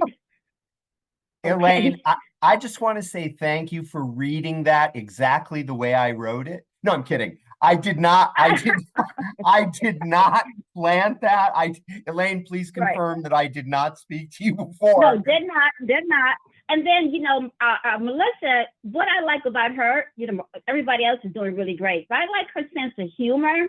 And if she was my supervisor, I think we would get along perfectly because she kind of reduces the tension a little bit and, but still being professional, okay, but just being real, So I think I would appreciate that.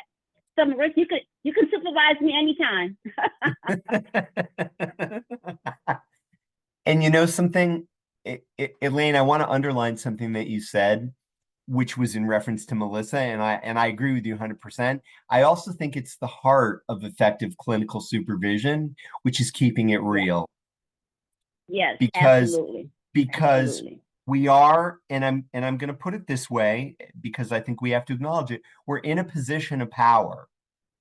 Yes. And there's a way to do that we can choose to share that power and to be a collaborative clinical supervisor.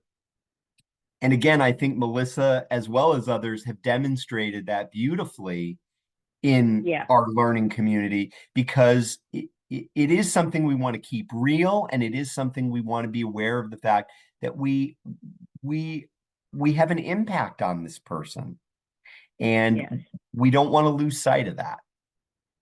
Yeah. Thank you. Thank you. Yeah. Are there any other? Oh, and Elaine asked a very practical question that, Elaine, thank you for giving me the opportunity to answer this question, because Elaine said, like, I hope we have a sufficient amount of time to be able to complete this assignment. So what I can report to you folks is that you will have until April 2nd at 5 p.m. to complete your draft of this and send it in. You can also complete it before April 2nd if you want to. So you can send it in before April 2nd. And if you want to do that, I can read it. I will do my best to read them on a rolling account as they come in. And you will know, and again, I'll do my best to try and review them as quickly as possible. You will know my feedback. You'll know if I'm asking you to add something or consider something, and you'll also know if you've successfully completed the assignment. So, but what I would ask is that everybody do their best, their level best, to complete the assignment by April 2nd. And we're going to send you an email following this that'll say that. And I believe if we check our calendars, that's 2 weeks. You have 2 weeks. Yep. Only the draft. It's only a draft. It's the draft that you're going to walk into the conversation with Megan with. That's what I mean by draft. You will have done your clinical supervisory draft that you would bring to the conversation with Megan and share that with her. And then you and she, and sadly, maybe there should be another part of this course. Sadly, we're not getting to focus as much on how that conversation would unfold.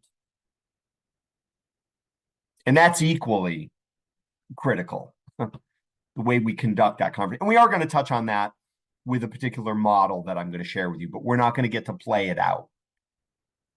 Okay? All right. So if any other comments, any other questions, any other concerns rise up, just unmute and let me know. Okay? Do we fix with your feedback and then resend? Yes, Ashley. If I was to offer, excellent question. If I was to offer any guidance or feedback, I might ask you to look at something, or may ask a question. Can you explain exactly what this means? Just respond and then send it back. Yep, absolutely. Great question. Yep. And again, folks, keep in mind, I may or may not, you may or may not get additional, there may not be any need for follow-up. So I will only know that when I get, go ahead, Ashley. I'll only know that when I get your draft. Go ahead, Ashley. Can't hear you, Ashley. Can't hear you. Your mouth is moving, but I can't hear you. Sorry. Okay. I will probably work on mine fairly soon. I leave for vacation next Thursday. So fantastic. It's nice to hear that you will try your best to kind of, view them as they come in. So I just wanted to make sure, if you were to give me feedback that you'd want to hear more on, that I would be able to obviously see it and respond back within the time. Before your vacation. Yeah. Exactly. Yes. Got it. Thank you. Yep. Yep. You are welcome. I'm going to share my screen again. Oh, hold on a second. I see something in the chat. Let me check. Are we doing 1 or 3 competencies? Let me say, Christine, neither. You're doing 2. You're doing 2. And remember, you're welcome, Christine. Under those competencies, you may identify 1 knowledge area, 1 skill area, 1 attitude area.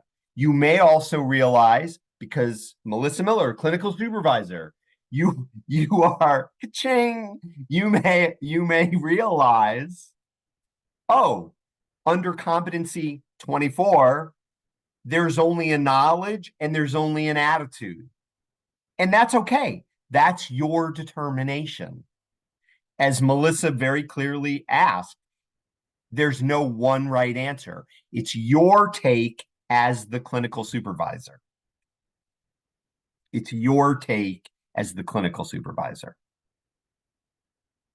What is the grading format? Elaine, I'm not sure if I understand that. What do you mean by the grading format? Can you hear me? Yeah. Yes. Well, in terms of the professional development, how are you going to determine how effective you are in reference to developing the professional development plan? I mean, what format are you using to determine that? I mean, how well you? Go ahead. I'm listening for your response. Yeah. The grading format, and I'm going to use a technical term here. It's meets expectations or additional work is required. Okay. So you might submit your professional development plan and you've completely met the expectation. The competency that you identified makes perfect sense given the scenario. You've identified activities that Megan is going to engage in that are absolutely relevant to developing that particular capacity. And you've also set a time frame that's realistic for Megan to complete these activities and develop the particular competency.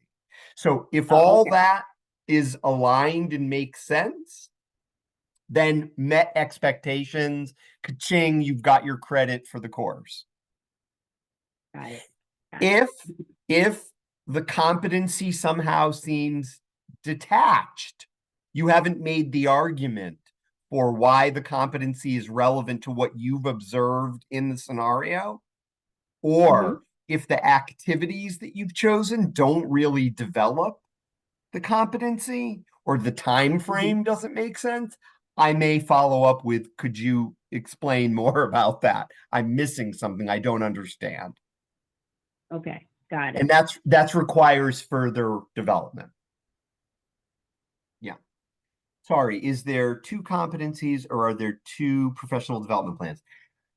It's 1 professional development plan, 2 competencies that you're being identified. If you want to put them on separate documents, that's okay. Just have it have a couple of pages, but it's two competencies.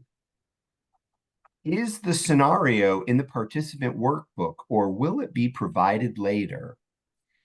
It is in the participant workbook. So you actually have the scenario already. I'm not telling you what page, Holly. Because you might rush there right now. We are thank you. Stay focused. We are going to read the scenario together as a learning community. Okay, so we're going to get to that before we say goodbye to each other today.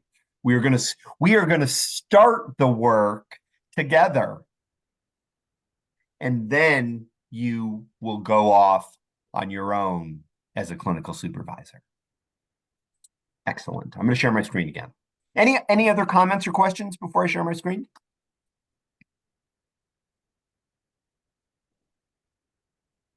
Okay. All right. Again, feel free to interrupt me, unmute, say whatever you want or need to say. Okay. Thanks for letting me know, Ashley. All right. So remember, each competency, there can be a breakdown of all three of these particular components: KSAs, knowledge, skill, attitudes. Not all three may apply depending on what you determine as a clinical supervisor. Remember, folks, CAP 21 is where the competencies are laid out, where the guts of the competencies are exposed and defined. And the performance assessment rubric is exactly that. It is where you can look at a particular competency and you can assess where you think the person is with that particular competency. So let's take a look at that.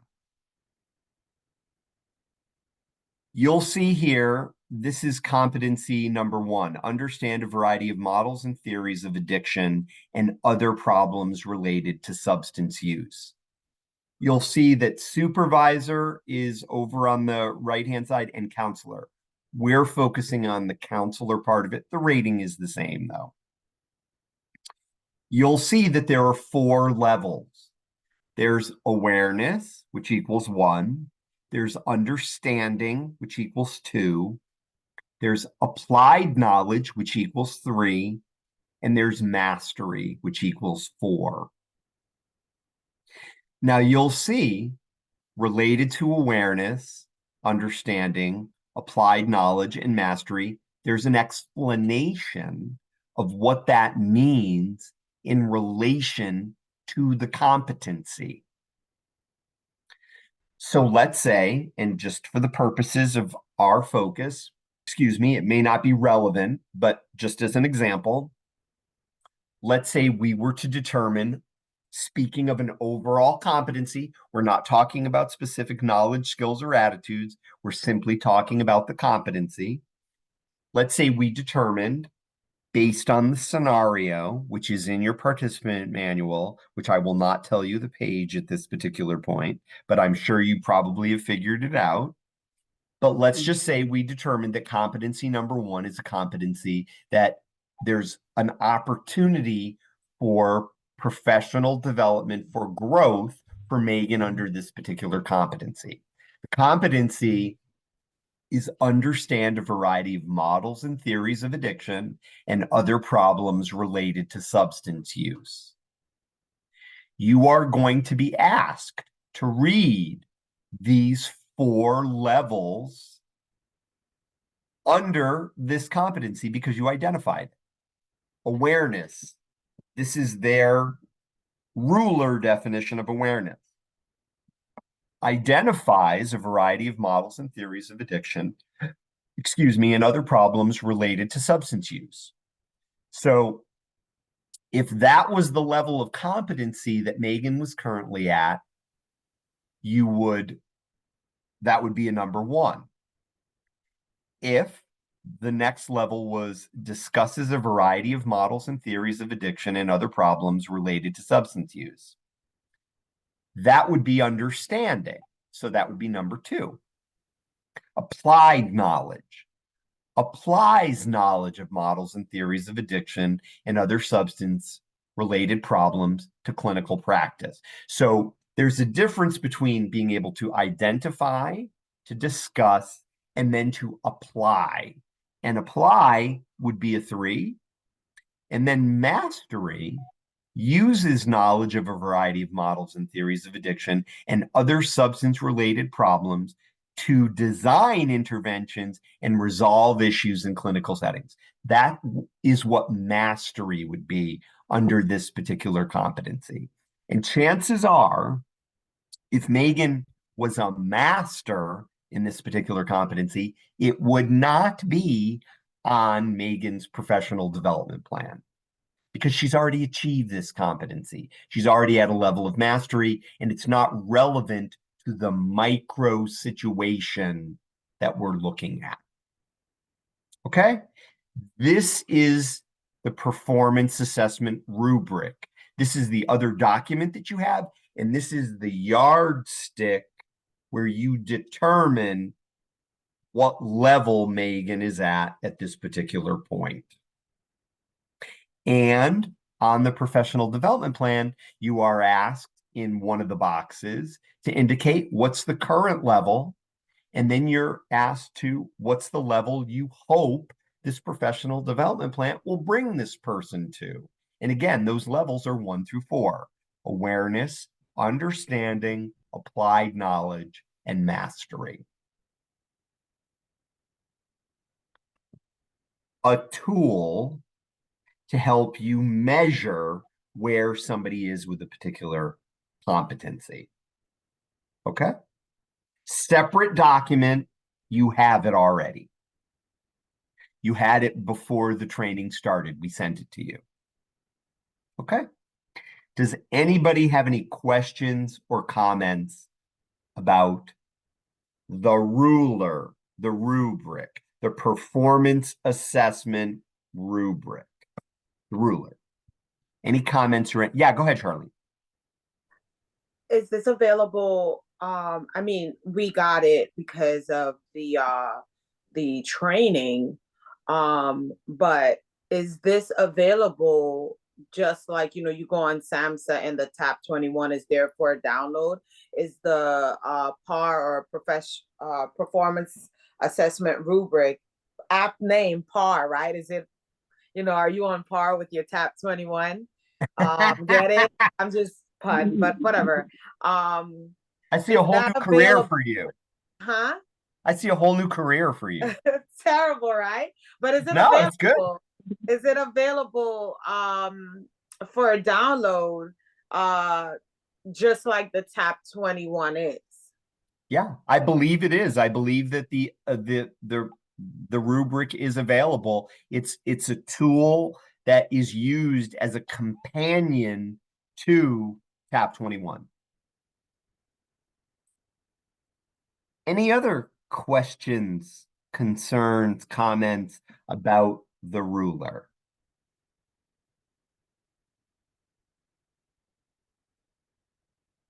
Okay. As we go forward, if they come up, I'm thinking of Elaine's, you know, sitting down with a cup of coffee or tea or whatever drink you may be drinking. Yeah. And yes, Elaine, and do you want to say a little bit about that? Because I agree with you completely. You were unmuted. You were fine. Oh, wait a minute. Yeah, we can hear you. Go ahead. Oh, you muted yourself again. You're unmuted. Don't touch anything. Go Okay, ahead. there. When you mentioned the last example you showed with the rubric that had the mastery level, and I saw the word design there at the end. And so I said, okay, so this is probably using the Bloom taxonomy that has the higher level learning versus the lower level learning. Yes. So it's a tool that's easily available, and you can look it up, and it has all those different levels of learning or performance. Yes, and what it's speaking to, and tell me if you agree with this, Elaine, Bloom's taxonomy is a model that speaks to the process of learning. Yes, absolutely. That's it. And the rubric, the tool, is basically assessing somebody's current state of learning based on what they demonstrate in the scenario. Yes, yes, that's it. Yep.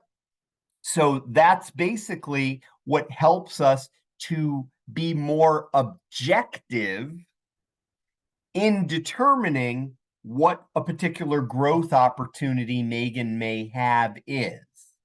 Because we are doing our objective best to use the ruler to determine, based on the scenario, where is Megan with her performance, her capacities? And the rubric really gives us, based on Bloom's taxonomy, it gives us a yardstick of determining where is she in her learning. Is that a fair connection, Elaine? Yes, yes, it is. Okay. Excellent. Great. All right. I'm going to share my screen again. You'll see here, this is also part of the rubric. And you'll see that it lists across the top awareness, initial application, competent practice, and mastery. And you'll see here that it's listing the competencies 24 through 32 on this page. And then you'll see that it's looking at, so it's listed this way on this page. You'll see that star. And then you'll see there's competency 27. It's also broken down as awareness, initial application, competent practice, and mastery. And then it breaks down what that means associated with competency 27, just like what I showed you in the earlier in competency number 1. So again, if competency 27 were the competency that you identified that Megan may, and for extra credit, type in the chat, how many competencies is your professional development plan going to address, your draft professional development plan? And this is for extra credit. Yes, it's 2. I'm now going to ask you a true or false question in regard to the professional development plan. When you identify a competency, so is this true or false? When you identify a competency for Megan based on the scenario, your plan will include a knowledge, skill, and an attitude for both of the competencies. Is that true or false?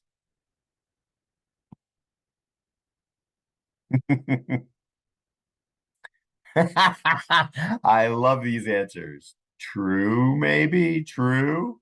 Let me stop sharing my screen. It is false.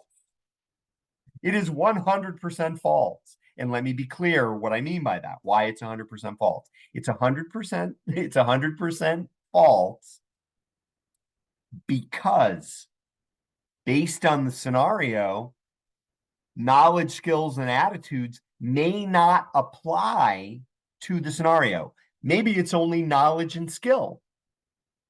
Maybe there's only one knowledge point and one skill point that's part. So I just want you to be clear. You don't have to make up anything that you don't think is there. So if you as the clinical supervisor look at the scenario and you say, you know, it's competency 27 and the knowledge area is this and the skill area is this, but there's not any attitude area. The attitude area is fine. She's competent there. All you have to address is the knowledge and the skill.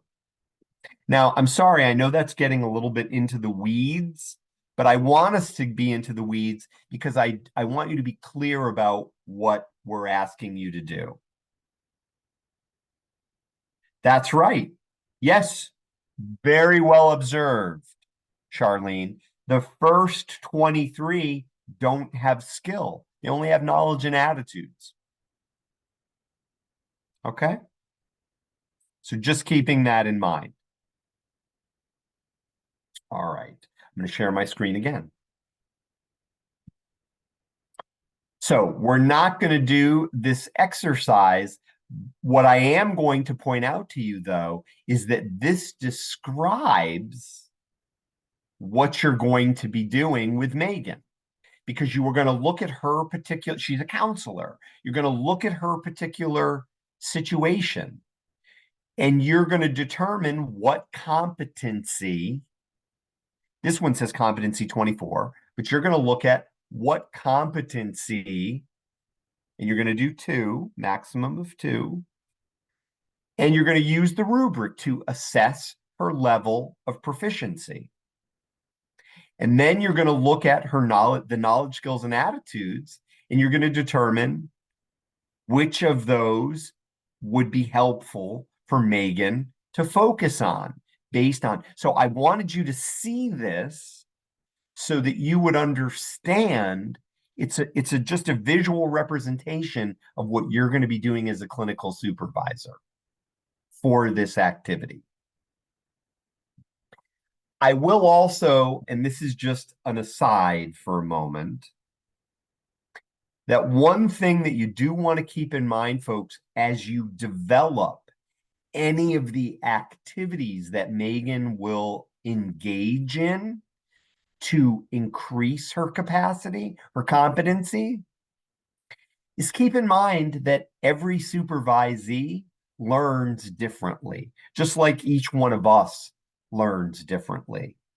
And you're not going to know a whole lot about Megan, but I still would like you to be thinking about this, is think about when you choose activities and things for the supervisee. And again, these are draft because you're going to ask Megan's feedback on it. But when you think about these things, really do try and keep in mind that people learn differently. Some people are visual learners, some people are auditory learners, and some people are kinesthetic learners. And every supervisee is going to be a unique learner. So just keeping that in mind as something you also want to factor in. So before we move to this next piece, I am going to suggest that we take our second 10-minute break. So let's take a 10-minute break. We'll come back in 10 minutes and we will spend the remainder of our time together in further preparation of what you'll do next.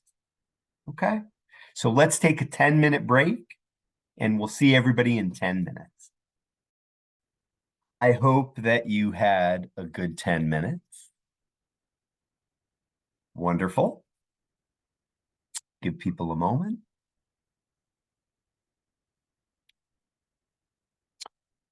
So essentially speaking, folks, we really only have 2 additional things that I'd like to cover, and then I'd like to leave time for any thoughts, reactions, questions, or comments about what happens next and how we go forward. And I'll say, just by way of brief discussion, the 2 things that I'd like to cover is I'd like us as a learning community to just review a suggested model of how we can carry out a conversation with a supervisee about a particular growth opportunity. Not necessarily how we would carry out a conversation about the professional development plan. And there are elements that we could use in both conversations. So there's a suggested model that's part of your materials. It's called the oral model. And we will take a moment just to walk through that and review that and do a little demonstration around that. And the only other thing I'd really like us to accomplish together is that we have a little bit of time together as a learning community to review the Megan scenario.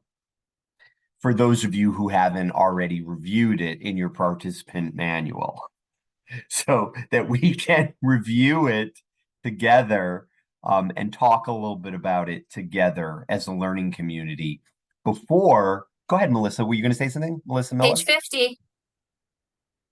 Damn. Melissa's got it. Page 50. Because you told me not to look, I had to go find it. Well, how now didn't that work out well? So thank you, Melissa, and we're going to go to page 50 in just a moment. So I'm going to share my screen. We'll touch on these couple of things, and I do want to draw a parallel. I want to draw a connection between this model, this oral model that's suggested, and how we can also appropriate and use some of the elements of this model in the conversation. If we had a third part of this that we would be actually having with Megan about collaboratively developing her professional development plan. Because again, I'm going to underline what you're putting together, what you're going to be submitting to me that we get to look at, that I and you get to look at, is going to be the draft that you would share with Megan based on your take of the scenario. Okay? All right. I did mention I was going to reiterate that a few times. So I'm trying to keep true to my word there. All right, I'm going to share my screen again. So I want to, before I move us beyond this particular slide, I do have to say something, though, about the phrase performance evaluation. And I don't know if you have any emotional or physical reaction to that phrase. I do know, though, that sometimes when supervisees hear supervisors, clinical supervisors, say that phrase, performance evaluation, that sometimes it strikes fear into their hearts. They see decreasing dollar signs, so they may have a lot of associations with it. And I will just throw out, and this is my 2 cents, so you can take this 2 cents to the bank or you can throw it away, whatever works best for you. I would throw out for you to consider, though, that as effective, person-centered, engaging, and relational clinical supervisors, what we want to help people associate with this phrase, performance evaluation, is professional development and an opportunity to grow. And some in our learning community might be saying, well, that's just really semantics. That's just words. And what I'd like all of us to consider before I advance the slide is that how we approach this will have a huge impact on how the supervisee comes to associate us with their experience of performance evaluation. So I do want to draw a link between how we interact with our supervisees and their relationship to performance evaluation. And I would throw that out for you to consider from your own experience. And I wish we had a significant larger amount of time to discuss this. You can think about your own supervisory experiences where you actually have associated supervision with something positive. And you can also think about your supervisory experiences. And I have some of these experiences where supervision was associated with a very negative experience. So our job is to really try and associate the phrase performance evaluation with professional development, support, and respect. So again, it's clear that performance evaluation really does serve a purpose. And I'm going to go to the last bullet here just by acknowledging the quality of care and client safety, which one of our colleagues in the learning community really brought it back, that in many ways, that's the purpose of clinical supervision, to make sure that clients are getting the best care possible and the appropriate care and the ethical care. So we have this case study. You'll notice it says in the workbook on page 50. But before we go to that case study, I'd like you to consider that when we're giving feedback, we're interpreting behavior, and we have to acknowledge that that interpretation of the behavior is based on our assumptions of what we observed and what we saw.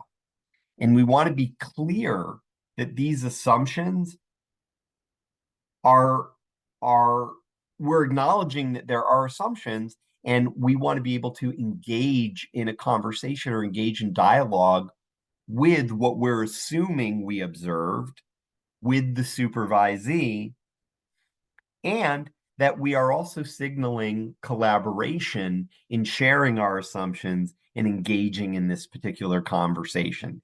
And I love this second to last bullet, the idea that feedback should be crafted thoughtfully. We want to be very careful when we offer feedback that we're not just tossing things off the cuff. And we want to be very attentive as we're offering feedback, because feedback can elicit responses. And then verification of mutual understanding is essential. The idea that when we're communicating with supervisees, we want to be checking in with them about,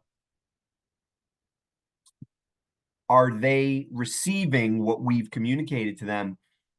Can they repeat it back to us? Can they summarize it back to us, so that we are verifying that we're on the same page? So,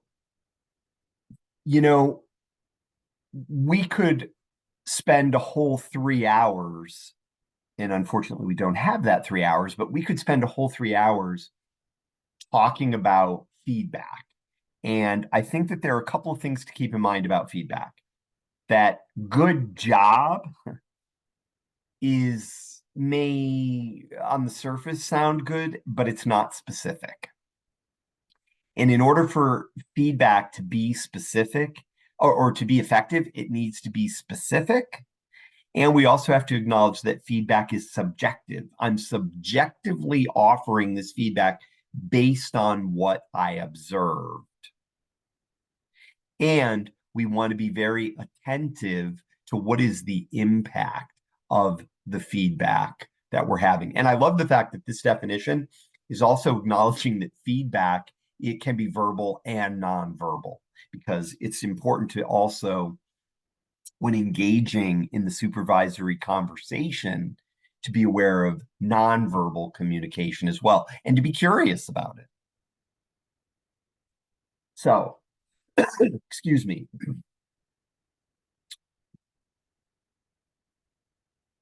Clinical supervision, if the person is not able to take in what we're saying, if we're not able to engage in a way that the person is able to create and establish this data bank,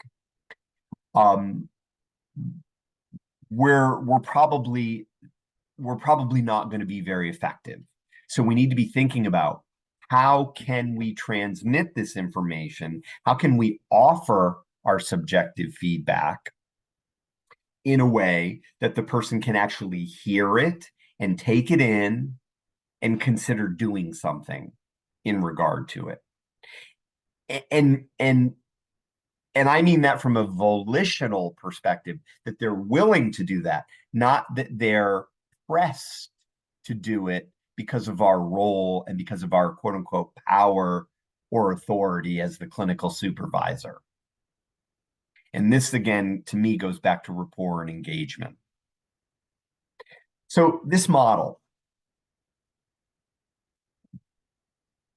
the simple frame of it, we're going to add a couple of steps to it, but the simple thing is about what we observe, reporting on what we observe, acknowledging the assumption of what we are offering, and then leveling with the person about our understanding or our take about it.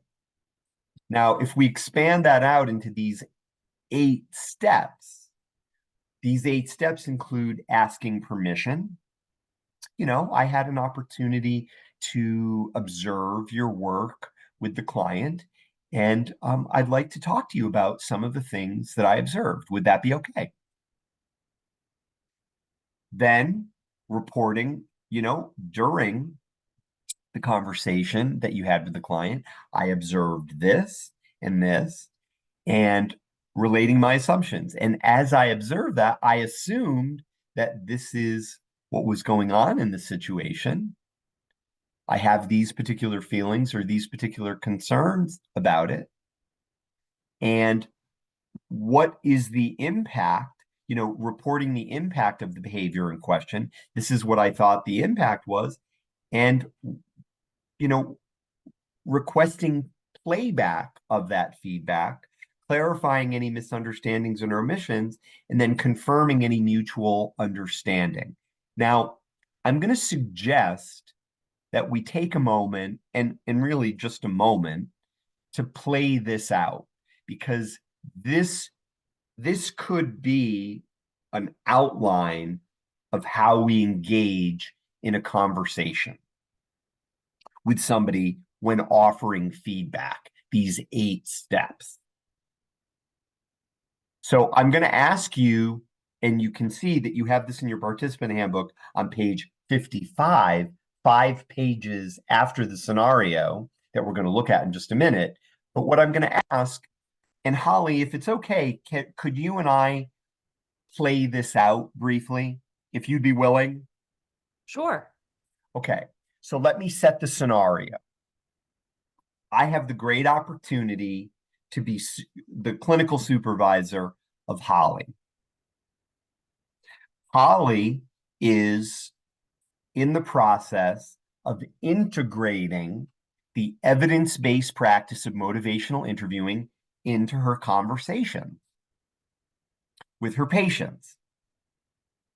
I had the opportunity to observe a conversation that Holly had with one of her patients, and I want to give her some feedback in regard to that. In that feedback, I'm going to highlight some strengths, and I'm going to talk to Holly about a growth opportunity in regard to that. And I'm going to attempt to move through the steps of this oral model. Okay? Now, I mentioned page 55 because I want you to be watching to see if you think I hit each of these steps. Okay? So, Holly, do you get enough of the scenario? Great. Holly, it's great to see you. Thank you for being available to meet today for our clinical supervision conversation. How are you doing? I'm doing well, and thanks for taking the time, and look forward to supervision.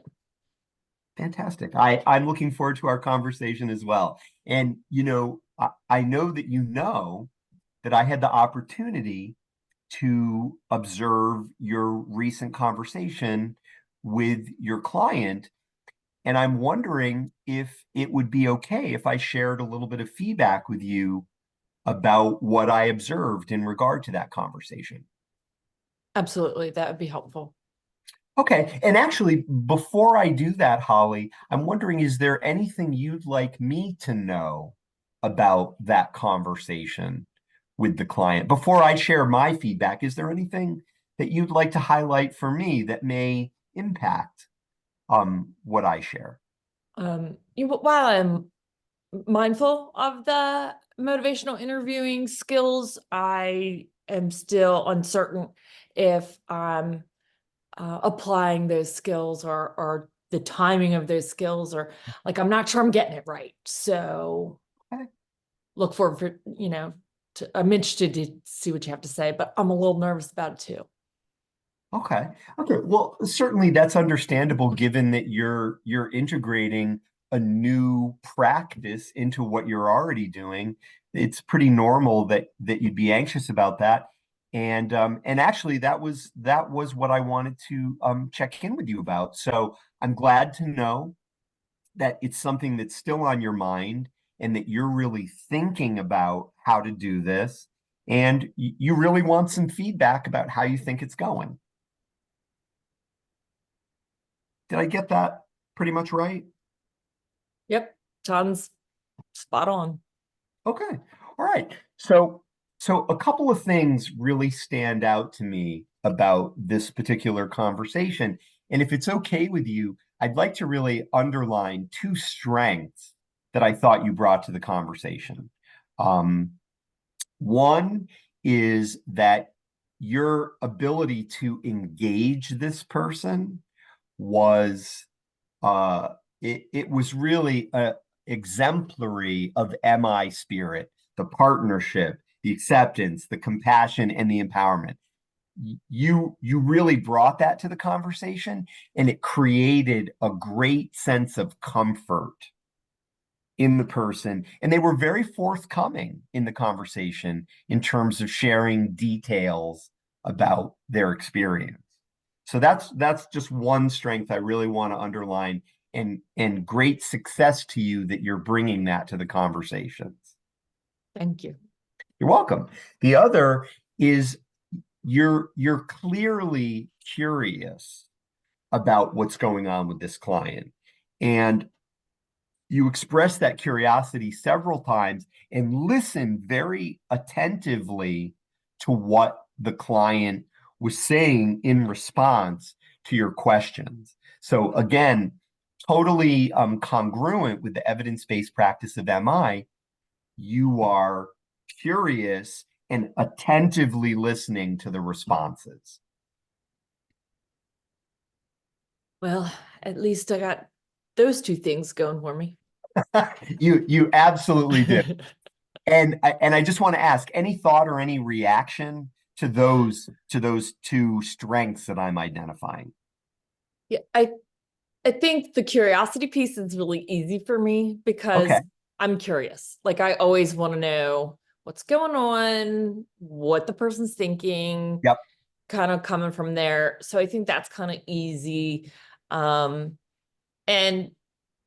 you know, I feel like I've worked very hard for a long time on just engagement, on rapport building and engagement. So that's very affirming. That, you know, that my application of that skill set or bringing that skill set to this MI situation is happening well. Mm-hmm. Your efforts have paid off. It's clear that you have great skill at the engagement, and you're also really acknowledging that for you, the curiosity is just part of your natural wiring, and that it's so great that it really aligns with motivational interviewing.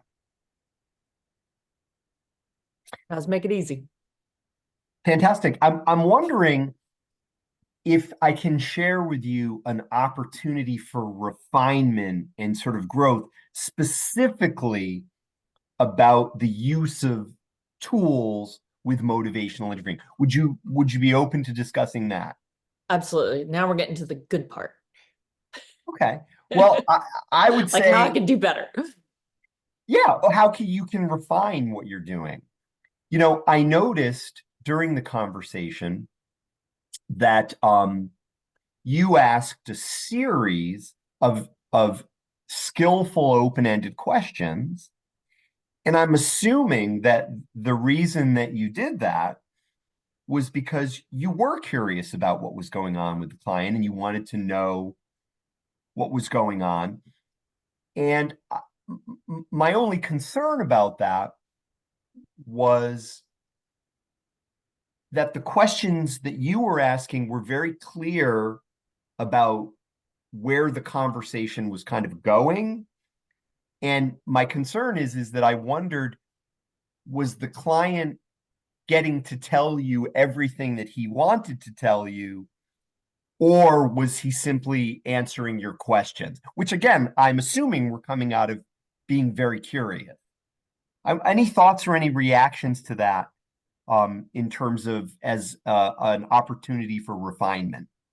Okay, so what I understood was that the curiosity is very clear. I'm using the open-ended questions, which hopefully evokes an opportunity or provides an opportunity for the client to share what's going on from their perspective.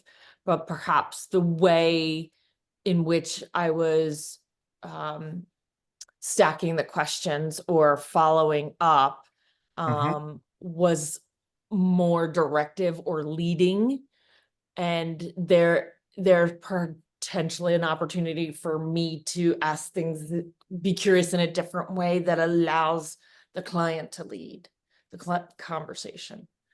Yes, yes, thank you. And that is exactly what I was communicating. And it's interesting because I wondered, and I'm glad we're talking about this, I wondered what your thoughts were about how, instead of letting your questions drive the conversation, what other skills or tools you think you might be able to use where the client may be able to elaborate in a way that gives you greater depth of insight.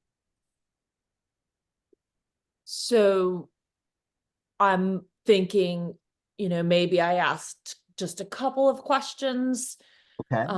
and then stop and reflect my understanding, and then perhaps ask if that was accurate, or is there anything to be added, or did I miss, just was there giving the client more opportunity to fill in or move the conversation forward. Okay. So what you're suggesting, Holly, is that maybe going forward, what you could do is be intentional about limiting your number of questions, and sort of between questions, building in reflections of what the client is saying that potentially would lead to further elaboration or clarification. And you could also ask for clarification if you weren't quite sure, but ultimately the client would be able to kind of expand on what they were saying, and wouldn't be kind of be answering a question after a question after a question. So you'd limit the number of questions, and you'd offer reflections to communicate your listening and increase your understanding. Yes. Okay.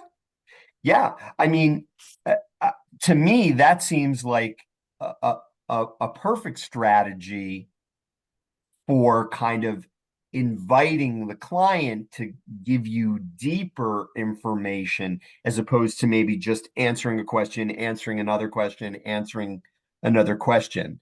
So I'm wondering, is there anything else that you think you might like to do going forward in regard to this? Because I'm very much looking forward to seeing how you kind of test that out.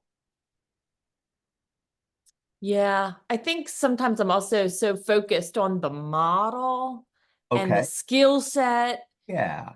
of the getting the model to fidelity that I might be losing sight of really what's transpiring with the client, and I need to shift.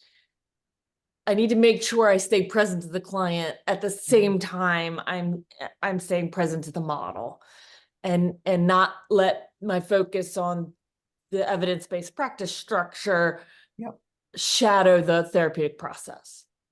Yeah, and you're really identifying the position of the learner, in the sense that you're finding the balance between staying clinically connected to what's going on, and also trying this new way of interacting, and sometimes one is overshadowing or interrupting the other, and you're finding your balance with that. And clearly, let me reiterate, you exemplify MI spirit, your ability to engage is just, it's palpable. Your curiosity, the fact that you're able to shape these effective open-ended questions. What you're focusing on right now is how to make more space for the client, not necessarily be driven by the model, and that you will ask fewer questions and you'll build reflections into those responses instead of another question. Yeah, I think that would help with the balancing too, right? Like keeping me present with the client in their clinical process at the same time, maybe giving me some space to reflect as well. Yeah. So given that, before we conclude this, brief opportunity to talk about your excellent work, I'm just wondering, what's your takeaway? What's your next step walking out of this conversation? I think the next steps for me would be going back in to feel confident that I am building on my skill set. And then I have a good foundation. So I need to go in feeling good about that. And go into my future sessions with sort of that solid ground. And increased confidence. Yes. Yeah. That's a great way to put it. Yeah. And then also to continue building on that by asking the fewer questions, providing, the reflection or asking for clarification, and allowing the client to expand before I continue on. That will also give me a time to keep that balance. That sort of will be a touchstone for me also to keep the balance between, am I doing the model right? And am I doing the client right? Am I really serving them well? And then we'll come back and maybe see how I did. Yeah. I really look forward to that. And, it's clear, Holly, from your work, past and present, that you are committed to serving the client well. And I thank you for engaging, in the process that all of the clinicians are going through, which is learning this new method of communication. And, I'm confident that you'll have a lot to bring to the group supervision when we talk about this as a group. So I can't thank you enough for making the time to talk about this and for being so open to talk about your practice. You're welcome. Thanks. Do I hear a case presentation coming? If I gotta get assigned a case presentation for group. I hear it. If that's what you'd like, that's certainly an option, but that would be entirely up to you. Oh yeah, maybe not yet. Maybe later. But you'll let me know when you're ready. I will. Thanks. Thank you, Holly. Thanks so much. So, end of brief demonstration. So let me ask this, folks. You have those 8 steps in front of you. Did I hit all of them? Did I leave anything out? What do you think? You can put it in the chat. It can either be like, yes, you hit all of them, or no, you didn't, or what do you think? On point mostly. Okay. And in what way not? I love the way Elaine put that, mostly. Elaine, is there anything you'd like to say about that? Yes, can you hear me? Yeah, go ahead. Yes, okay, great. I think you did a great job. Okay, but mostly. Go ahead.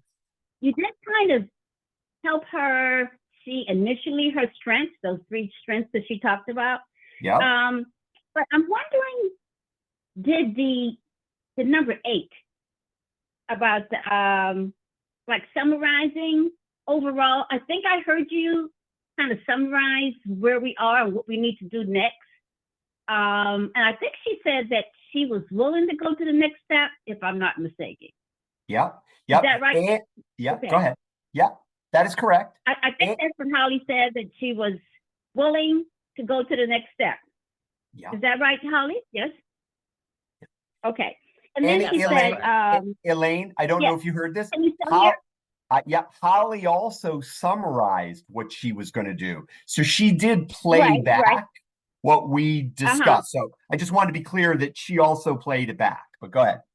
Right, right. But she also said that she was trying to balance the difference between the model, being true to the model, and Yep. actually being true to the client, applying Yep. that motivational interview. That's right. And I was wondering, how did you elaborate on that point? Because it seemed like that was creating a little anxiety for her or something. And she was so committed to try to make sure that she was I heard you say balancing. I did Yep. hear that. Yep. Basically, the way I addressed that, and again, you may have missed it, but I think the way I addressed it, and Holly, tell me if I did or didn't, but I reflected back that I heard that's what she said, and I normalized that that is part of the learner stance, where we're learning something new, but we're also serving the client at the same time, and that is a balancing act.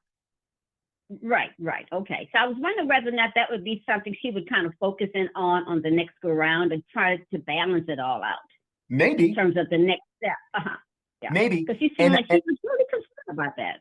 She was. She definitely was. And I will also just add that my intention in this supervisory discussion was to specifically give her feedback about her overuse of questions.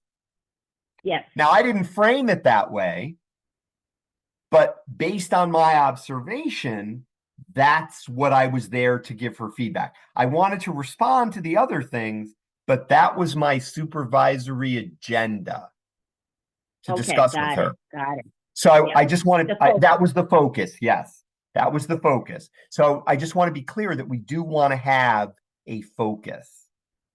Yeah. Holly, I think you want to say something. Yeah, that's a really great point that you made about, okay, what you were getting at was that I was asking too many questions, right? So, and it needed to be more of a flow, right? And now I lost my question. No, but is there a time where you would have such a rapport with your supervisee? Is it possible? Like you and I just planned this out, and this is my first supervision with you. So now it completely gentle. That was great. But I work with my supervisees to build candor, to build courageous conversations in there, and to get to a place where I would be like, okay, so let's talk about this. Like, what do you think? And the person might have said, I looked at it already and oh my God, I asked too many questions, right? Like they might just go right there because they have that rapport with me. Like, I know what you're going to say. So, and that's absolutely true.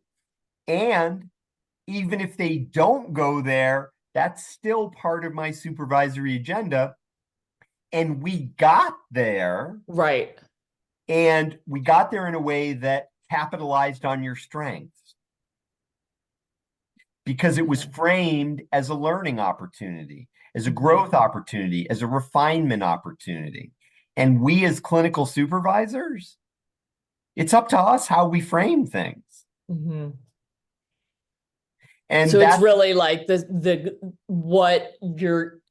kind of your use of self in the process, knowing where you are, where they are, where your established relationship is, and the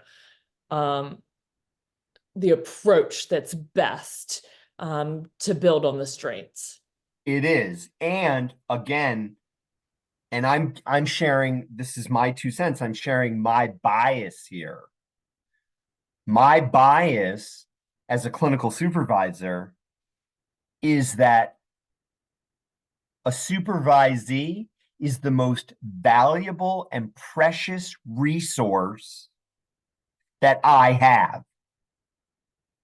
And I'm going to treat that person with respect, with strength, with clear, direct sort of opportunity to engage in real conversation as I possibly can, because we are collaborating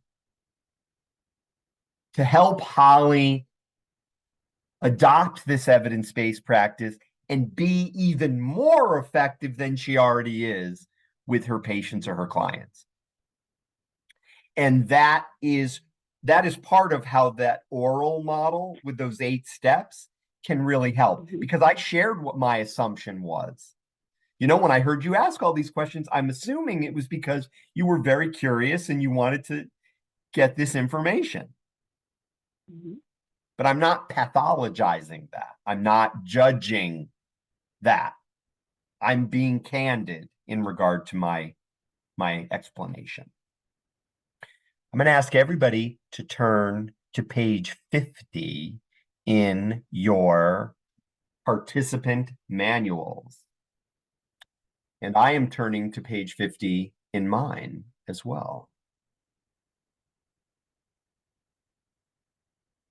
And I am going to ask somebody who feels they can to please read the first paragraph, beginning with the word Tony, under case study.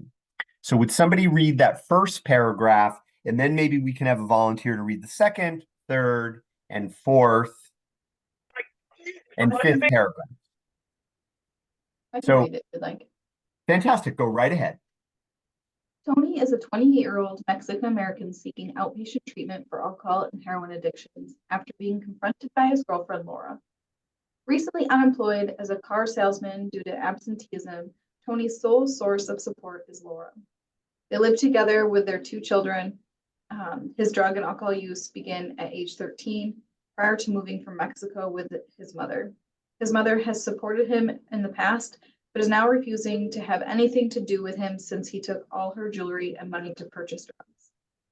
Thank you. Right page, right? Yep, that's great. And can somebody read the next paragraph, starting with the word Laura? Okay. Laura indicated that she's afraid of Tony and wants him to leave her home. He frequently becomes violent when drinking, and her children, aged 3 and 11, are afraid of him. Tony denies any violent behavior but states a willingness to find a place of his own. Laura plans to loan Tony enough money for his first month's rent. Fantastic. Third paragraph, beginning with the word Tony. Tony reports being diagnosed with hepatitis C and diabetes. He has been prescribed several medications, which Laura has been paying for through her insurance. He has no resources to purchase the meds himself. His effects seems quite flat, and he reports that the only positive thing happen in his life are the feelings he gets from shooting dope. Thank you. Next paragraph, starting with the word Megan. Megan is the counselor who did the initial assessment of Tony, which was audio recorded as a routine procedure. In playing back the interview, the supervisor noted Megan seemed to establish good rapport early in the interview, and Tony readily acknowledged a need for help. He discussed his drug use openly. However, he could not identify any ideas for how to help himself or what he should do next. His personal goals were vague, and he did not seem particularly concerned about the future. Fantastic. Thank you. And I believe the final paragraph, starting with the word Megan. Megan seemed uncertain about how to facilitate an exploration of Tony's current needs and any vision he might have for the future. Her inquiry about available social support was brief and short-cut when Tony became upset in describing his mother's refusal to help him. He denied the need for medical care and seemed hesitant to seek public assistance and unemployment benefits. Megan scheduled Tony for another appointment the following week. at which time she said they would develop a treatment plan. Tony left with no plans for the interim. Fantastic. Thank you. Thank you so much. Now, folks, what we had in the beginning is all background. What we have in the final two paragraphs is knowing the background and then seeing how our supervisee, Megan, we listened to the audio recording of the session. And this is what we've determined. This is what we heard in the session. Now, just from a preliminary perspective, do not dig deep yet. Just from a preliminary perspective, someone please unmute and identify a strength that Megan brought to the interaction. What is a strength that Megan brought to the interaction? Rapport. Yes, she has the ability to establish rapport, and it was especially noted in the beginning. Okay. Switch hats for a minute. You are Megan's clinical supervisor, and let's hear from 3 people. You are Megan's clinical supervisor. And remember, for this activity, you're all going to be Megan's clinical supervisor. But as Megan's clinical supervisor, you've listened to this audio recording. What rises to the top as the greatest concern? Just one thing.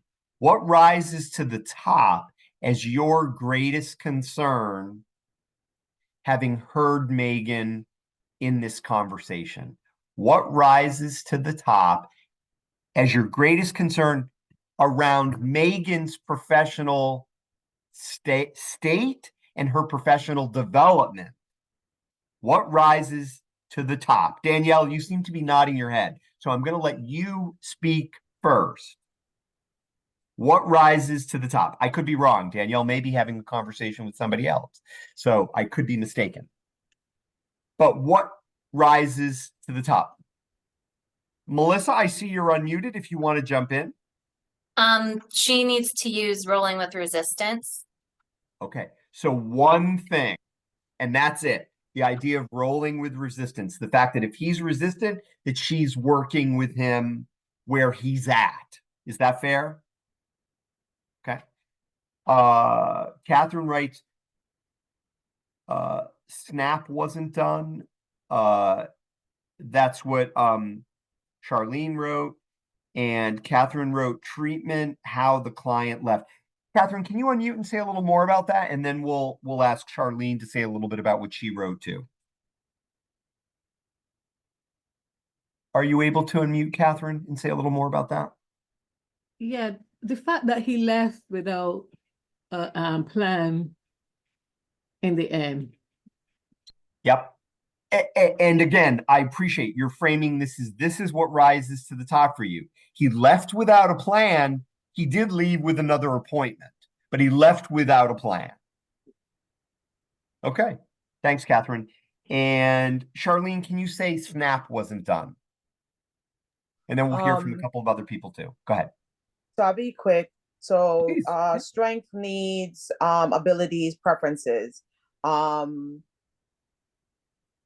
when you build a rapport with someone, the same way, I guess that parallel, well, the identifying his strength and showing up for the strength and ability in showing up for the appointment would have been great. And it could have possibly guided him in the direction of identifying his own strengths and abilities. And throwing out some needs that it said that he didn't, he couldn't identify any needs or what have you, but maybe expressing some concern about his health status would have allowed him the opportunity to maybe share some of his fears that he didn't outright state at that point in time, as well, and allowing him the preference to say what he wanted to get out of treatment or what he wanted to work on. That could have went a long way into developing that plan that Catherine said he left without. So at least, he was leaving there with an understanding of what the purpose of the treatment that he's enrolled in or engaging in is for, and it might help him make better decisions and come back for the next session. Okay. Ashley, I see your hand is raised. Go ahead. And from what I'm gathering, it kind of appears as though she got intimidated and then shut down. So that's what I got from it. Like after she got intimidated, she was just kind of like, she kind of just shut down and didn't offer any more than, he was really kind of giving her. So. Okay. So we're going to go to Elaine. Elaine, do you want to elaborate on anything you wrote? And then we're going to go to Christy. Go ahead, Elaine. So I was kind of focusing on her confidence level seems to be a little low in certain areas. Okay. In particular, the one about facilitating and explaining things maybe to Tony. So Okay. I was a little concerned about that because if you're walking into the session with that low level of confidence, maybe the client kind of picks that up, and you're not, maybe giving them the reassurance that you know what you're doing or that you really care. Okay.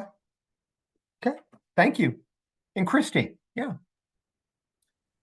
I think a lot of what everyone's saying is just like the ability to bring forward like what needs attention, help him identify like, where he could leave with a plan, I think is important, but with specific focus on Laura, because, her part in it is that she doesn't want him there and she's afraid of him. And I think there's like a safety, a conversation around like how that might need like immediate attention. And I don't know, that's just where I see that, maybe bringing in the family member, right? Like facilitating that conversation where there's another person involved in this and she's saying, I'm scared of him, Yep. And that kind of completely fell off the table, right? Yeah, it like I even forgot about it until I reread it. Right. Because I got to the end and I'm like, well, he has no goal, he has no plan for the interim, but I mean, specifically his wife is saying, I don't want him even, to come back home with me, kind of. Right. So Right. Bringing that up in like a, inclusive way. Fantastic. And thinking about the whole as opposed to, yeah. Fantastic. So folks, let me reiterate, for the learning community, we've looked at this together. You've started to form some of your general impressions about, from the clinical supervisor's perspective, some of the things that you see as missed opportunities or things that were ignored, things that were not addressed that needed to be addressed. So what I'm going to invite you to do as you go further, you're not beginning, we've already begun, but as you go further into developing Megan's professional development plan, is I'm going to invite you to go back to page 50. Thank you, Melissa Miller. I'm going to invite you to go back to page 50. And I'm going to invite you to read it again and just let it wash over you again. As a clinical supervisor, what rises, what needs to be addressed to build Megan's competence in this? And start generally speaking, and reactively speaking in regard to the scenario. And then review what you come up with. And then look at your resource of competencies. Where is there an overlap between what you've identified and two competencies? And then when you look at those two competencies, what about knowledge level?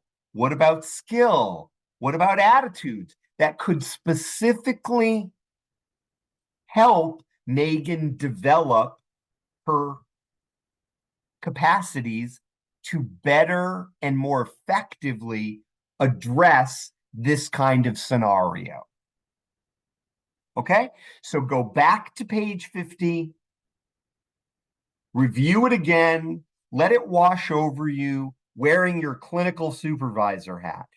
Form your general impressions about where you see where Megan did well. Because remember, the professional development plan talks about what are the strengths, in addition to what are the capacities that she needs to develop. Okay? So that's what I'm going to suggest as a next step in your process. Everybody, please use the chat to type in, when is your 2 competency professional development plan assignment due? What date is it due? Yes, April 2nd by 5 p.m. Eastern Time. Keep in mind, you can turn it in before then. And I'm happy to look at it. And March 30th. No, April 2nd. It's April 2nd. You can set an earlier deadline for yourself if you'd like. That's fine. That's a strategy. But whatever works for you. It's officially due April 2nd by 5 p.m. You can send it before. I'm happy to look at it before. I'm going to share my screen again.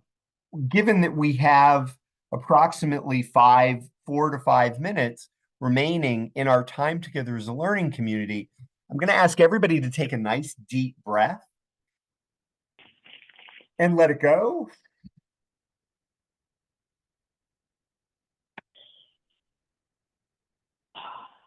And I will simply say, I cannot thank you enough for your engagement and your focus on this material.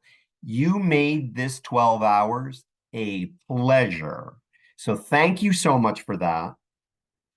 I'm very excited and very much looking forward to reading your professional development plans. So you'll send them when you're ready. And I really am looking very forward to reading them. I'm going to repeat to you, if you have any questions, if you have any concerns, email me and let me know, and I'll try and help out if I can. I'll try and answer whatever question you may have. I'm going to type my direct email in the chat. You probably have it already, but I'm going to type it into the chat. And what I would simply invite anybody who'd like to is if you'd like to unmute, and are there any final thoughts or words you'd like to share with the learning community about your experience of our time together? So are there any final thoughts or words you'd like to share with the learning community about your experience in this learning community? And you're free to unmute. And Christy also put something in the chat. Go ahead. Yep. This is Holly. I just want to express gratitude to all of you for making this such a really wonderful, rich conversation. Lots of great perspectives, lots of varied experiences. But it's really exciting to see so many clinical supervisors really kind of being consistent right? Learning how to really do our job to the best of our abilities. So thanks. And Thank you. thanks for your leadership, Paul. My pleasure. My pleasure. Anything else anybody would like to say? Final thoughts, final words?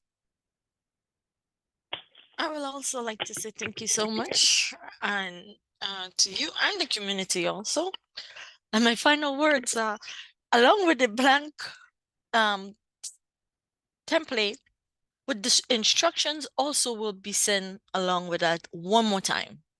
Yes, the Okay. instructions for what to do for the activity will also be sent in an email that will have the blank plan plus the link for the evaluation. So yes, Okay. Mandija, excellent question. That's going to be in everything. Okay. Yep. Yeah. Catherine, the floor is yours. Just want to say thanks to everyone again. And also Holly and Paul, that role play, really good, really good. Thank you.